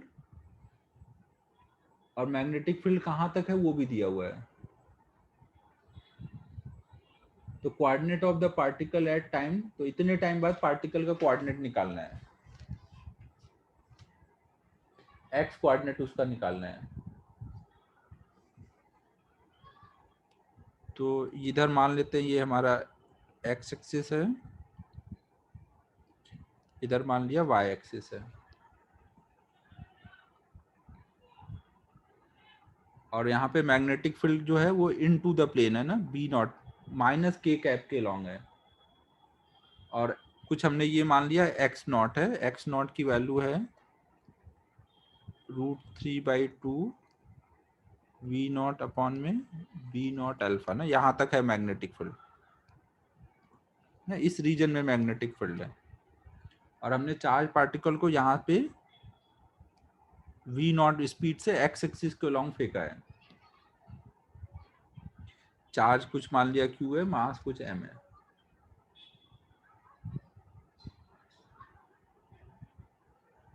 तो जब हम ये चलेगा तो पहले तो हम इसका रेडियस चेक कर लेते हैं, रेडियस कितना आएगा, आर बराबर mv0/qb। अब इसको हम क्या लिख सकते हैं, q/m को नीचे ला करके v0 अपॉन में अल्फा बी, ये लिख सकते हैं ना। तो इसका देख लो जो रेडियस है ये क्या है, √3/2 r है, मतलब रेडियस से बड़ा हुआ ना, ये नहीं छोटा हुआ। ये जो डिस्टेंस है मैग्नेटिक फील्ड की वो रेडियस से छोटा है। तो यहाँ पे क्या होगा, क्या ये सर्कल कंप्लीट कर पाएगा, ऐसे जा करके ये बीच से यहाँ से निकल जाएगा ना, ये जब यहाँ से चलेगा तो ऐसे आएगा और फिर यहाँ से टेंजेंशियली निकल जाएगा। है कि नहीं, सबको क्लियर है ये बात।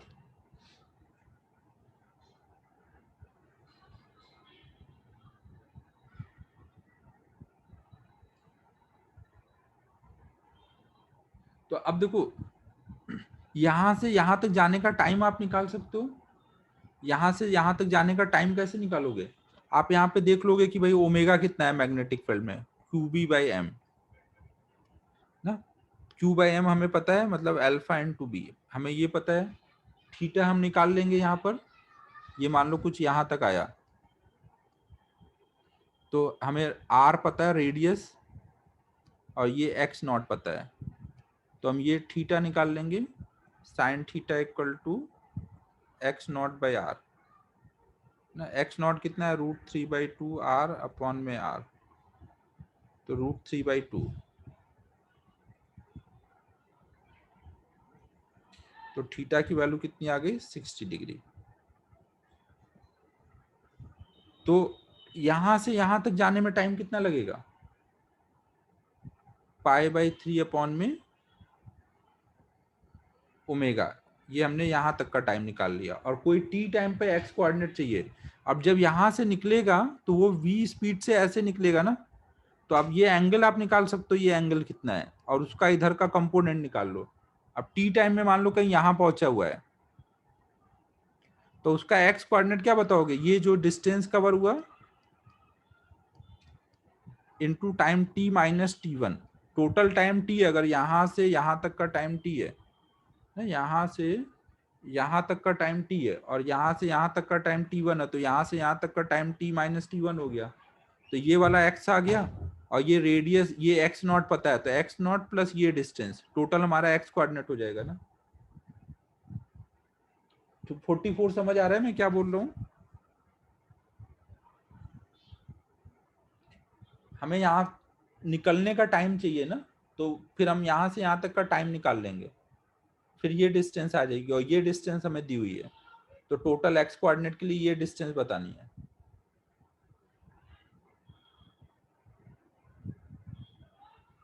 कौन सा लास्ट स्टेप चाहिए, T1 इक्वल टू क्या होगा, θ/ω होगा ना भाई, टाइम इक्वल टू क्या होता है, angular displacement upon angular speed. Theta निकाल ओमेगा निकाल, तो मैग्नेटिक फील्ड का टाइम आ जाएगा, फिर टोटल टाइम में से मैग्नेटिक फील्ड का टाइम कम कर दो, बाहर का टाइम आ जाएगा।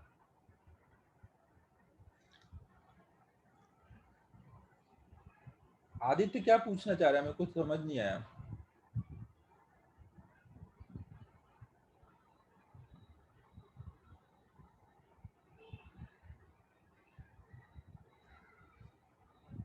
चलो नेक्स्ट बताओ अब।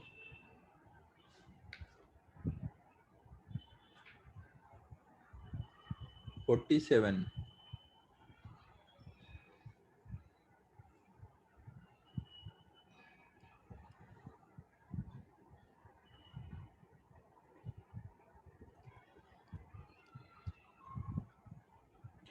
Two charged particles A and B, each of charge plus E and mass this and this respectively follow a circular trajectory in chamber X.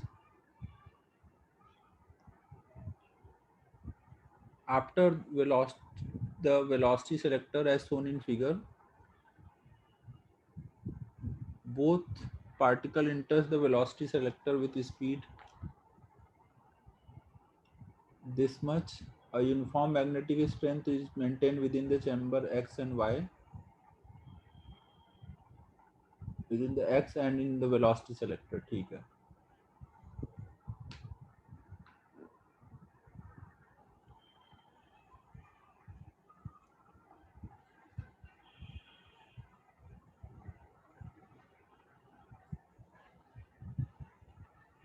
अच्छा एक मिनट एक मिनट।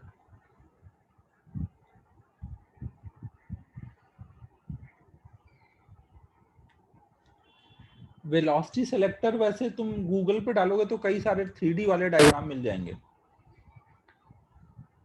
अभी तो मैं जो ये दिया है इसी को थोड़ा और अच्छे से क्लियर बना देता हूँ।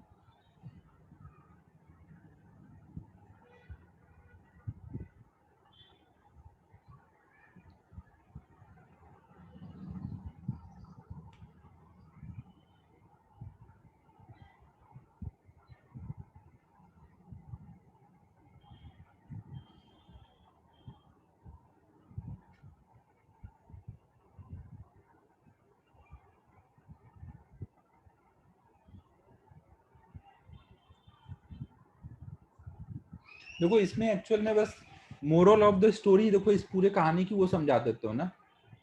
देखो मीनिंग क्या है कि जैसे हमने एक ये रीजन ले लिया, इसके इधर मैग्नेटिक फील्ड है और इधर मैग्नेटिक फील्ड थोड़ी देर के लिए मान लो कि नहीं है। अब हमने एक चार्ज पार्टिकल को इधर को फेंका परपेंडिकुलर, तो वो क्या होगा, ऐसे घूम जाएगा ना।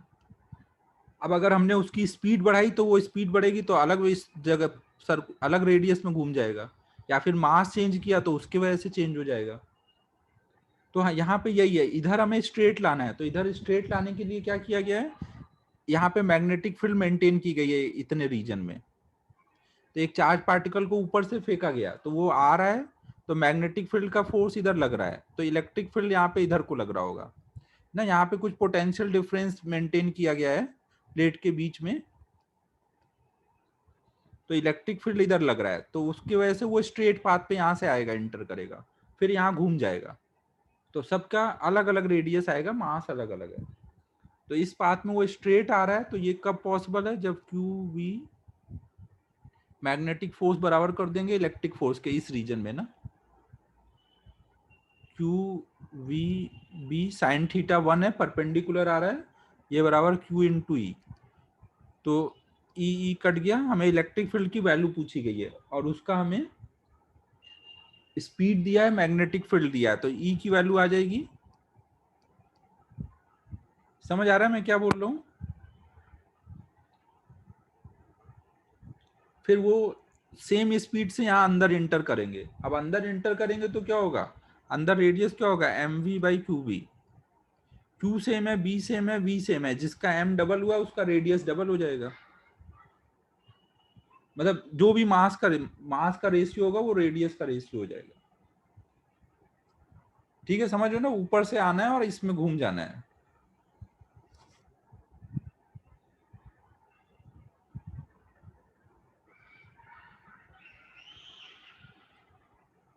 Next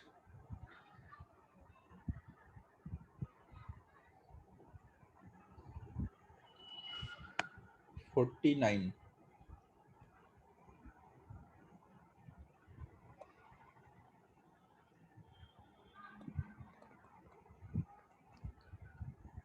A particle of a specific charge q by m is projected from the origin of coordinates with initial velocity This uniform electric and magnetic field exists in the region along the y direction of the the particle will definitely return to the origin once if.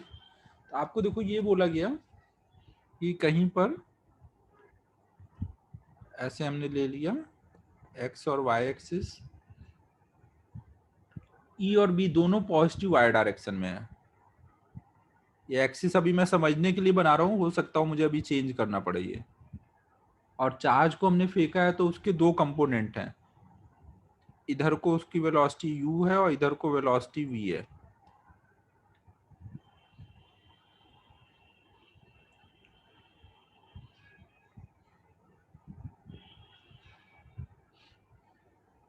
तो particle will definitely return to the origin once if, अच्छा v minus direction में, okay okay.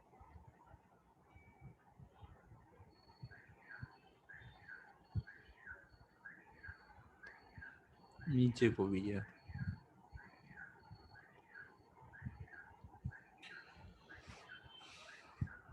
तो अब यहाँ पर है कि origin पे डेफिनेटली रिटर्न करेगा, ऐसा कब होगा? तो इस कंपोनेंट के वजह से तो बी का कोई फोर्स नहीं लगेगा ना, बी का फोर्स इसके वजह से ही लगेगा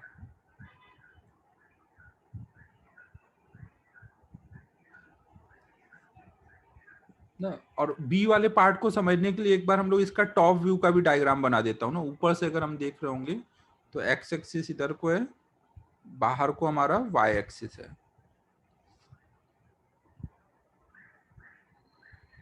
और जेड एक्सिस किधर हो जाएगा? यहाँ पे नीचे को जेड एक्सिस है, ठीक है ना। ये यहाँ पर वाई एक्सिस ऊपर को लिया है ना, बाहर के साइड में प्लेन में आ रहा है। तो एक्स क्रॉस वाई कर रहे हैं, इधर राइट हैंड के थंब फिंगर रखो और ऊपर को कर्ल करो तो जेड एक्सिस नीचे को आ रहा होगा ना। तो अब चार्ज पार्टिकल इधर को है और मैग्नेटिक फील्ड बाहर को है, तो ये क्या करेगा? v क्रॉस b करोगे ना, तो इधर को नीचे को फोर्स लगेगा। v क्रॉस b करेंगे तो फोर्स समझ आ रहा है? v क्रॉस b करो, इधर को राइट हैंड के फिंगर रखो और ऊपर को कर्ल करो, स्क्रीन के ऊपर को, तो थंब नीचे को जा रहा होगा। तो ये क्या हो रहा होगा? कुछ ऐसे घूम जाएगा, इस कंपोनेंट के वजह से वो ऐसे जाएगा। और इलेक्ट्रिक फील्ड का जो ये कंपोनेंट है, इलेक्ट्रिक फील्ड का ये जो कंपोनेंट है, ये क्या होगा? इस कंपोनेंट को कम कर रहा होगा। तो इलेक्ट्रिक फील्ड की वजह से ये वाई एक्सिस में नीचे जाएगा, फिर लौट के ऊपर आएगा। एक मिनट, हेलो, हाँ जी हाँ जी, हाँ हाँ घर पे हूँ, आ जाइए आ जाइए। ओके, कितना है बताइए?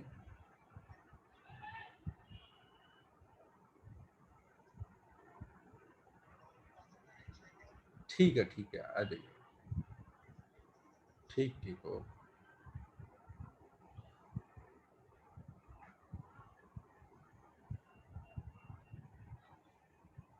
तो आप देखो यहाँ पर ये ओरिजिन पे कब रिटर्न होगा? जब ये इस ऐसे जाकर के वापस आ रहा है, जब उसी टाइम पे अगर ये घूम करके ये इधर भी आ जाए ना, ये ऐसे सर्कल में जाएगा ना, तो जितनी टाइम में ये घूम करके वापस इधर आ रहा है एक्स जेड प्लेन में, उसी टाइम पे वाई डायरेक्शन में भी वापस आ जाए तो ओरिजिन पे आ जाएगा ना।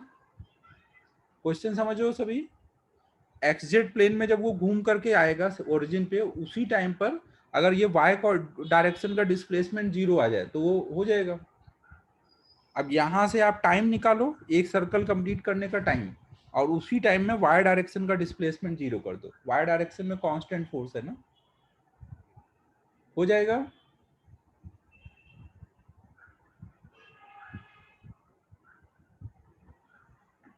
वाई में एक्सेलरेशन कितना होगा? वाई डायरेक्शन में क्यू ई बाई एम ना, ये नीचे को वेलोसिटी है, ऊपर को एक्सेलरेशन होगा। तो s equal to u t plus half a t square में डाल दो। यू कितना है? वी। वाई को 0 डाल दो तो यहां से टाइम आएगा, और यहां से सर्कल कंप्लीट करने का टाइम निकालो। ठीक है, दोनों टाइम इक्वेट कर दो। ग्रेटेस्ट इंटीजर फंक्शन है। अच्छा अच्छा, तो देखो यहाँ पर देखो, ये देखो क्या है, ये कोई जरूरी नहीं कि एक ही सर्कल कंप्लीट हो रहा हो उस टाइम पर ये इसका डिस्प्लेसमेंट जीरो हो सकता हो ये 4-5 बार घूम के जब यहाँ पहुंच रहा है उस टाइम पे इसका डिस्प्लेसमेंट जीरो, ये भी पॉसिबिलिटी है ना। तो ये जो टाइम आना चाहिए, अगर इसके एक बार रोटेशन का टाइम टी है तो ये n इंटू टी ये बराबर अगर आ जाएगा इस वाले से जो टी आएगा, तो भी वो जिस टाइम ये ओरिजिन को क्रॉस कर जाएगा।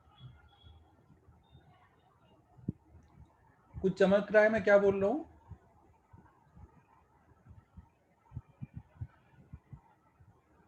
ये जब वापस घूम के आएगा तभी एक्स और जेड कोऑर्डिनेट जीरो होंगे, उसी टाइम पे वाई आना चाहिए जीरो। तो ये हर एक टाइम पीरियड बाद इसका वो कोऑर्डिनेट जीरो हो रहा होगा, तो आप मान सकते हो ऐसे एन टाइम हो सकता है घूम चुका हो। तो यहां से टी बाई टी का रेशियो निकाल लो, क्या निकालना है। अब ये हो सकता है वो रेशियो निकाल के वो पूछा हो कि ये इंटीजर है कि नहीं, ये वही रेशियो एन वगैरह कुछ पूछा है ना, ये इंटीजर है या नहीं, तो वही कर रहा होगा कुछ। करूँ सॉल्व या कर लोगे?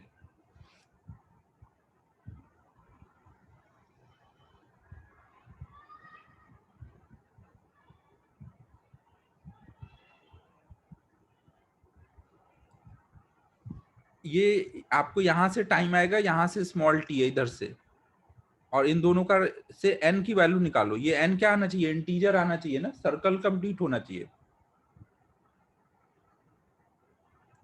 यहाँ पे समझो उसका क्या हुआ है, कुछ ऐसे ऐसे हो रहा है ना, वो तो वो ऐसे करते हुए गया है फिर वापस लौटा है, तो यहाँ आकर के वापस से मिलना है।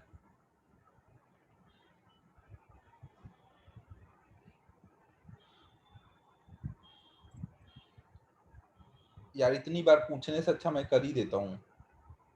एक बार फाइनल बता दो हाँ या ना, जल्दी बताओ, टाइम मत वेस्ट करो।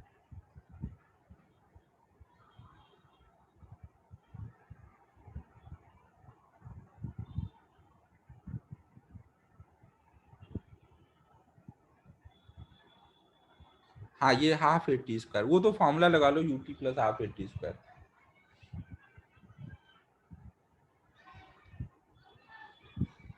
ठीक है फिर मैं छोड़ रहा हूँ ना, अब सब कुछ बता दिया, आप तो कर सकते हो इसमें।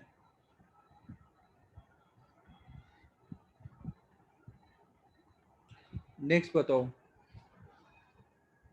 52।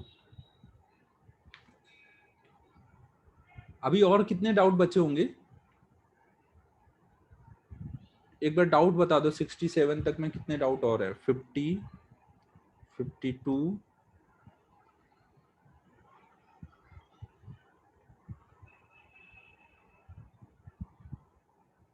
61, 66।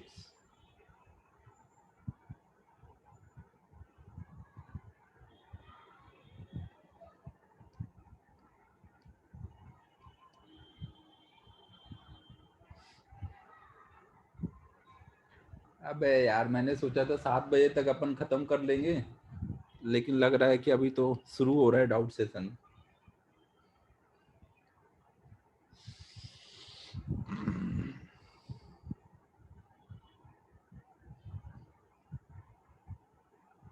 ओजस्विनी फिर तो तू अभी यही कंप्लीट कर लेते हैं, फिर कल तुझे दिन के टाइम में बता दूंगा डाउट ना, कल दिन में मेरी क्लास नहीं है।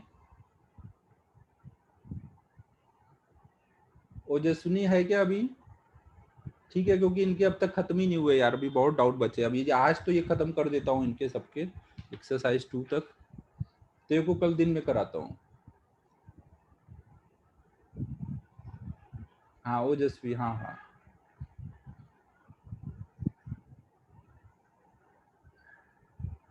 चलो बच्चों फिर शुरू करते हैं 50 से पहले। पहला क्वेश्चन 50 वाला नेक्स्ट वीक क्या किया जाए, इसी का थर्ड वाला कर लेते हैं ना।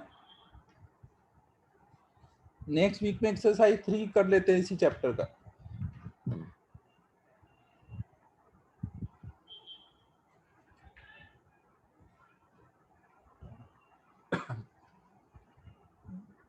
नहीं नहीं, पहले एक्सरसाइज 3 कर लेते हैं, फिर नेक्स्ट उसके बाद ईएमआई करेंगे।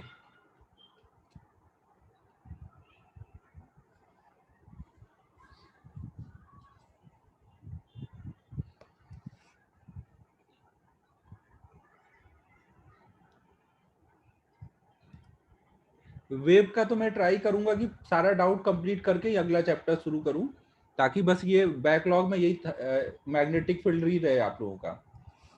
मैग्नेटिक फील्ड और एसी ये बैकलॉग रहेगा, ये धीमे धीमे कर लो, और वेब में ट्राई करूंगा कंप्लीट करके फिर अगला जाए, क्योंकि अब अपने पास बहुत टाइम है। अब कोर्स अपना एकदम सही जगह पर आ गया है, क्योंकि अब और ज्यादा डाउट अगर पेंडिंग हुए तो फिर बहुत दिक्कत होगी, इसलिए अब डाउट करते चलेंगे ना। हाँ भाई, 2 के बाद अब 3 कर लो पहले इसका। बस आपको मैग्नेटिक फील्ड ईएमआई एसी करना है बैकलॉग में धीमे धीमे, वेब में करा लूंगा साथ में ना। वेब का जब खत्म होगा तो मैं 2 और 3 के लिए टाइम दे दूंगा, वो साथ में कर लेंगे जल्दी, क्योंकि अब थोड़ा ही बचा हुआ है, ज्यादा है नहीं अब। चलो 50 करते हैं। A particle having charge q enters a region of uniform magnetic field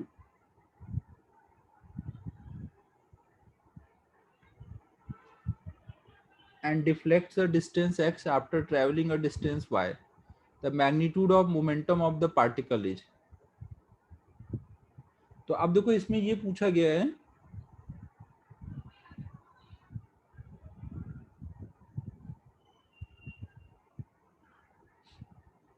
एक तो ये x और y भी उल्टा बनाया है, पता नहीं क्या ये खेलना चाह रहा है।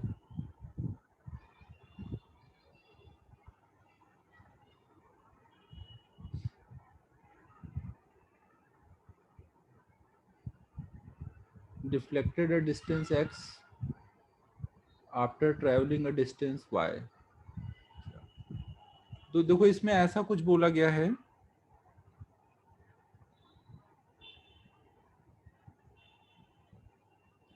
कि कोई चार्ज पार्टिकल यहां से इंटर करता है, तो वो कुछ ऐसे जा रहा है। तो जब वो वायर डिस्टेंस ऐसे चलता है, तो वायर डिस्टेंस चलते चलते अपने पाथ से कितना डिफ्लेक्ट हो गया, x डिस्टेंस डिफ्लेक्ट हो गया ना। ये उसका पाथ था, अब यहां आ गया।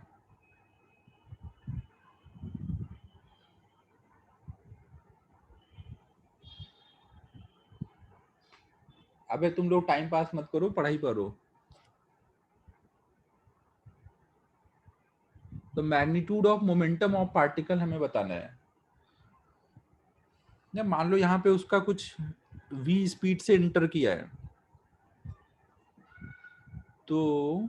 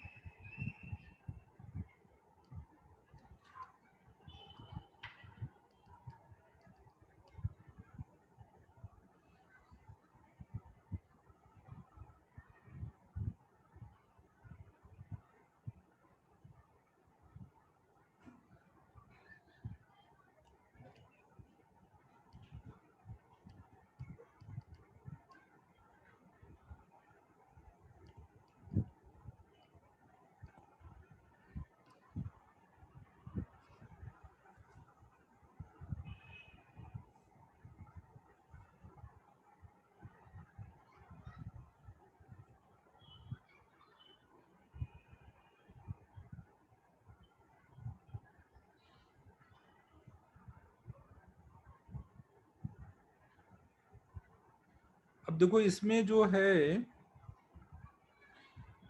हमें मोमेंटम निकालना है, और थीटा को एलिमिनेट कर दें अगर, और आर की वैल्यू क्या डाल देंगे, mv/qb।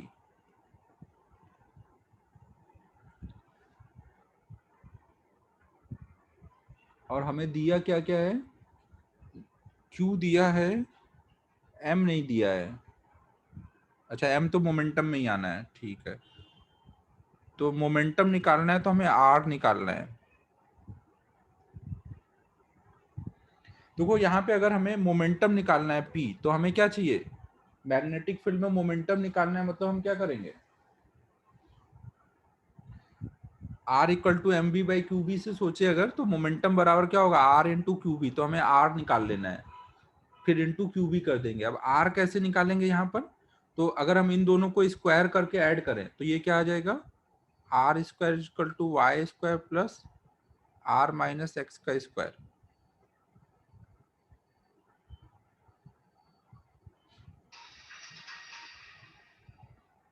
तो अब इससे R निकालने के लिए क्या कर सकते हैं, इसको ऐसे लिख देंगे, y square R square plus x square minus 2RX। R square cut गया, यहाँ पे आ जाएगा 2RX equal to x square plus y square. तो R इक्वल टू आ गया,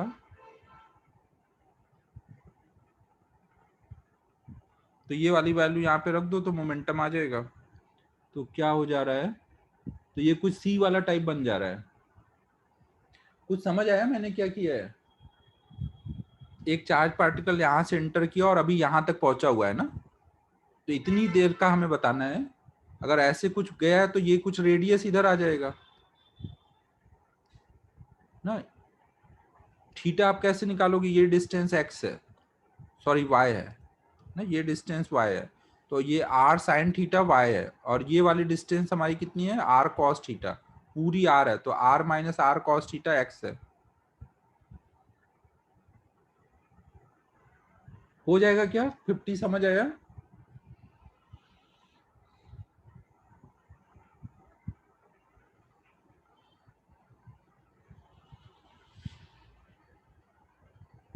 नेक्स्ट बताओ, 52 था ना नेक्स्ट शायद।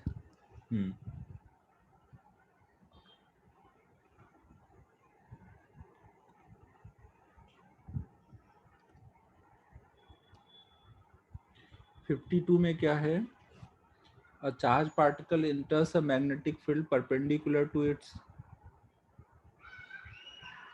initial direction traveling in air. Path of the particle is seen to follow a path in figure.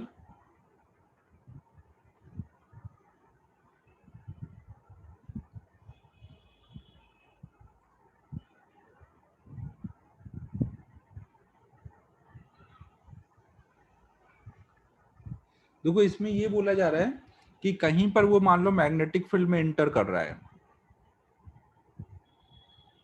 कहीं पे मैग्नेटिक फील्ड में एंटर किया और उसके बाद उसका जो पाथ है वो छोटा होने लग गया, ऐसे होने लग गया। उसका रेडियस क्या होता जा रहा है, छोटा होता जा रहा है ना। रेडियस छोटा कब हो पाएगा, या तो वेलोसिटी कम हो, या चार्ज बढ़े, या मैग्नेटिक फील्ड बढ़े ना, यही पॉसिबिलिटी है ना। तो पहले में बोला गया है मैग्नेटिक फील्ड डिस्टेंस में हैव बीन इंक्रीजिंग, अगर बी इंक्रीज करने लग जाए तो आर क्या होने लग जाएगा, फिर वहां पर कम होने लग जाएगा। तो पहला ऑप्शन इसमें पॉसिबल है, पहला स्टेटमेंट वो सही हो सकता है। दूसरे वाला बोला गया particle lost energy by ionisation, अगर उसका V कम होने लग जाए, V कम होगा तो भी R कम होने लगेगा, तो अगर वो एनर्जी लॉस करने लग जाए तो वो भी स्टेटमेंट सही है। फिर है पार्टिकल लॉस चार्ज, अगर वो चार्ज लॉस करेगा तो R तो बढ़ने लग जाएगा ना, Q कम होगा तो R बढ़ेगा, तो स्टेटमेंट 3 नहीं सही हो सकता ना, तो 1 और 2 सही हो सकता है। सर आयोनाइजिंग करते हो एनर्जी कहाँ से जा रही है उसकी, तू उसकी मत टेंशन ले, वो कैसे आयनाइज हो रहा है, वो किससे टकरा रहा है, बस तू ये सोच कि वो जो बोला जा रहा है जो लॉस होगा उसका क्या इफेक्ट पड़ेगा। तो ऐसा भी तो हो सकता है कि मतलब वो ऐसा गलत कर दे ऑप्शन की पार्टिकल की एनर्जी लूज नहीं हो सकती आयोनाइजेशन की वजह से, मतलब चार्ज ही चेंज होगा सिर्फ, ऐसा मतलब किसी क्वेश्चन में ऐसा दिया उन लोगों ने आंसर कि वो ऑप्शन ही गलत है। अच्छा ऐसा भी बोला है, नहीं नहीं आंसर आपका सही है, पर ऐसे बोल रहा हूँ कि मैं, अगर मतलब कैसे क्वेश्चन आया तो कैसे देखते हैं ऐसा। नॉर्मली देखो हमें ये स्टेटमेंट बोल दिया गया ना कि लॉस हो गया ड्यू टू आयनाइजेशन, तो अब इसका इफेक्ट हमें देखना है आर पे क्या हुआ है, मतलब इस टाइप का ये क्वेश्चन है ऐसे रिलेट करने का। नहीं पर ऐसा भी तो हो सकता है कि ऑप्शन ही गलत हो, मतलब पार्टिकल बोला जा रहा एनर्जी है लॉस। कि स्टेटमेंट ही गलत हो। हाँ हाँ स्टेटमेंट ही गलत हो, तो फिर वैसा भी तो हो सकता है ना। यार ऐसा हो तो सकता है, लेकिन नॉर्मली क्वेश्चन का सेंस थोड़ा हम लोग को लेके करना पड़ता है। क्वेश्चन में दिख रहा है कि वो आर पूछना चाह रहा है और स्टेटमेंट के थ्रू हमें वो रिलेट करना है। पर सर मतलब एक्चुअल आंसर क्या होना चाहिए था, ड्रैग ही होना चाहिए था ना सिर्फ। क्या होना चाहिए, ड्रैग। हाँ लेकिन ड्रैग हमें नहीं और पता ना, हमें नहीं पता कि वो जब चार्ज मूव कर रहा है तो वहां पे कोई एयर में क्या पार्टिकल्स प्रेजेंट हैं, आयनाइजेशन पे उसके क्या फर्क पड़ रहा है। मतलब तो आयनाइजेशन होगा किसे, मतलब चार्ज ही जाएगा ना सिर्फ। अब जैसे कई बार एयर वगैरह में भी आयंस प्रेजेंट होते हैं ना, वो भी चार्ज से अट्रैक्ट होकर उसको न्यूट्रलाइज कर सकते हैं ना, जैसे आयनोस्फीयर वगैरह हो गया, जहाँ पे चार्ज प्रेजेंट रहते हैं अल्ट्रावायलेट लाइट की वजह से। तो उससे सिर्फ चार्ज में फर्क पड़ेगा ना। हाँ, और दूसरा वो टकराते हुए आएगा एयर मॉलिक्यूल के साथ, तो ड्रैग के वजह से वो भी कम हो सकता है। नहीं मतलब मेरा डाउट, मतलब पता है, मतलब मेरा राउंड इधर गलती है, पर ऐसा मतलब देख रहा था कि अगर जेई में ऐसा हुआ तो मतलब उन्होंने देखा क्या बोला है, particle lost energy bye ionising the air, drag की वजह से नहीं, मतलब कोलिजन की वजह से नहीं ऐसा। बाय आयनाइजिंग द एयर मतलब वही है, चार्ज पार्टिकल से टकरा कर गया है तो उसमें चार्ज लॉस हुआ है, एनर्जी लॉस हुई है। आयनाइजेशन में भी वही होगा ना, पार्टिकल्स का कोलिजन वगैरह हुआ होगा दूसरे चार्ज पार्टिकल के साथ। अच्छा अच्छा अच्छा अच्छा अच्छा, समझा सर। मतलब कोलिजन में ही एनर्जी वेस्ट गई ऐसा। हाँ हाँ हाँ। Okay sir, okay sir. 54 देखो अब।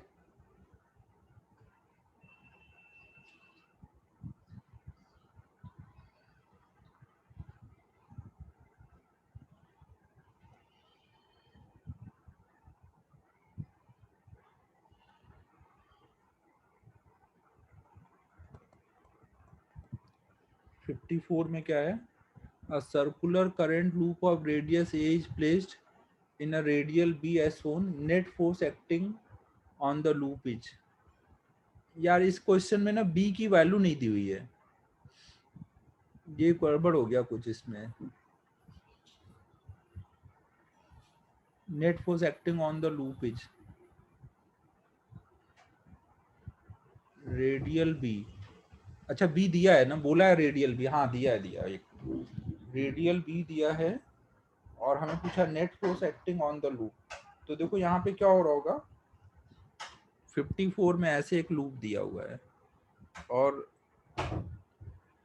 यहाँ पे कहीं सेंटर है, यहाँ से रेडियली बी निकल रहा है ऑल डायरेक्शन में। तो ये जो बी आ रहा है यहाँ पे अगर हम देखें तो उसकी वजह से फोर्सेस कैसे लग रहे होंगे, इस बी के दो कंपोनेंट आएंगे ना। अगर मान लो ये एंगल कुछ थीटा है तो बी का इधर कंपोनेंट आएगा बी कॉस थीटा और इधर आएगा बी साइन थीटा। ठीक है, समझो। तो अब इनका फोर्सेस कैसे लगेगा, अगर हम इसका टॉप व्यू बनाएं तो हमें ऊपर से क्या दिख रहा होगा, वेट इसका नीचे को लग रहा होगा ना।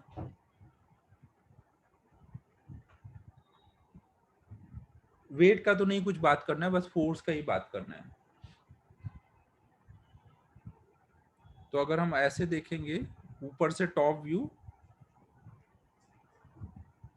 तो एक तो हर जगह पे ऊपर को बी है, बी कॉस थीटा, और एक रेडियली बाहर को है बी साइन थीटा, और इसमें करंट ऐसे जा रही है। तो जब करंट ऐसे जा रही होगी तो फोर्सेस क्या क्या लगेंगे, यहाँ पे करंट ऐसे डीएल इधर आएगा, तो डीएल क्रॉस बी करेंगे तो इस कंपोनेंट की वजह से किधर लगेगा, नीचे को ना, डीएल क्रॉस बी। एक तो नीचे को फोर्स आएगा डी एफ वन, और इसके वजह से अगर हम देखेंगे जो एक बी किधर आया था, ऊपर को आया था ना, यहाँ पे एक बी ऊपर को था, बी कॉस थीटा ऊपर को है ना, तो डीएल क्रॉस बी करेंगे तो ये वाला फोर्स एक बाहर को आएगा।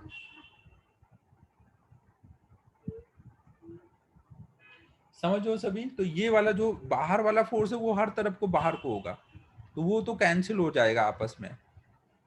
समझो, जो ये वाला कंपोनेंट था बी कॉस थीटा जो बाहर को आया था, इसका फोर्स कैंसिल हो रहा है, लेकिन इसका फोर्स सब ऐड हो रहा है ना, सब नीचे को लग रहा होगा ना, सारा जो बी साइन थीटा की वजह से फोर्स आएगा वो हर जगह नीचे को लग रहा है।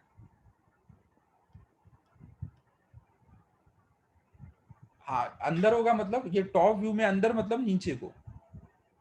अच्छा ये अंदर बोल रहे हो क्या, डीएल क्रॉस बी, ये वाला फोर्स तो बाहर ही आ रहा है, बी बाहर को, जो बी कॉस थीटा उसका वाला।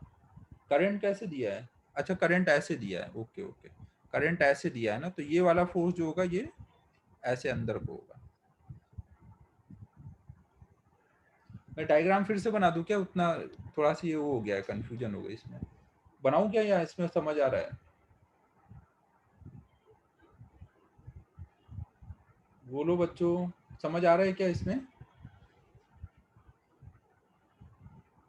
तो इसमें हमें केवल बी साइन थीटा के वजह से फोर्स चाहिए ना, तो हम लोग क्या लिख देंगे, हर एक डीएल एलिमेंट पे फोर्स लग रहा होगा नीचे को ना, हर एक डीएल एलिमेंट पे कितना लग रहा होगा, बी आई एल ना, एंगल 90 डिग्री बन रहा है। बी की वैल्यू कितनी डालोगे, बी साइन थीटा, और डीएल डीएल अब ये सारा ऐड कर लेंगे ना। एक मिनट, हेलो, आ गए क्या? अच्छा ठीक है, मैं आता हूँ ना।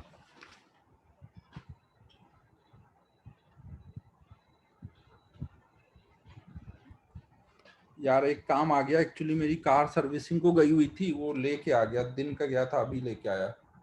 अब मुझे उसको लेने जाना पड़ेगा कार को। तो अब ये सारा फोर्स ऐड करेंगे तो कितना आ जाएगा, ये पूरा ऐड करना है ना, तो बी साइन थीटा बाहर आ जाएगा, आई बाहर आ जाएगा, डीएल डीएल पूरा ऐड होगा तो 2 पाई आर। तो नेट फोर्स कितना आ गया, b sine theta into i into 2 pi r.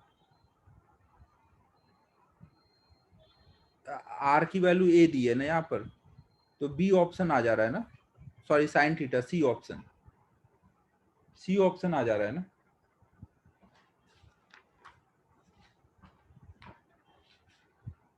तो अब बताओ क्या करना है, मैं या तो तुम लोग 5-10 मिनट वेट करो, मैं नीचे से बस लेके आता हूँ, या फिर नेक्स्ट टाइम करें।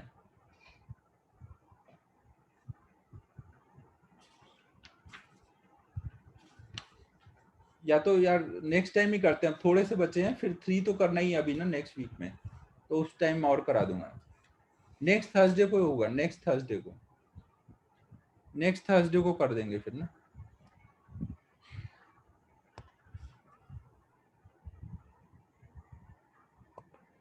ठीक है, फिर क्लोज कर रहा हूँ।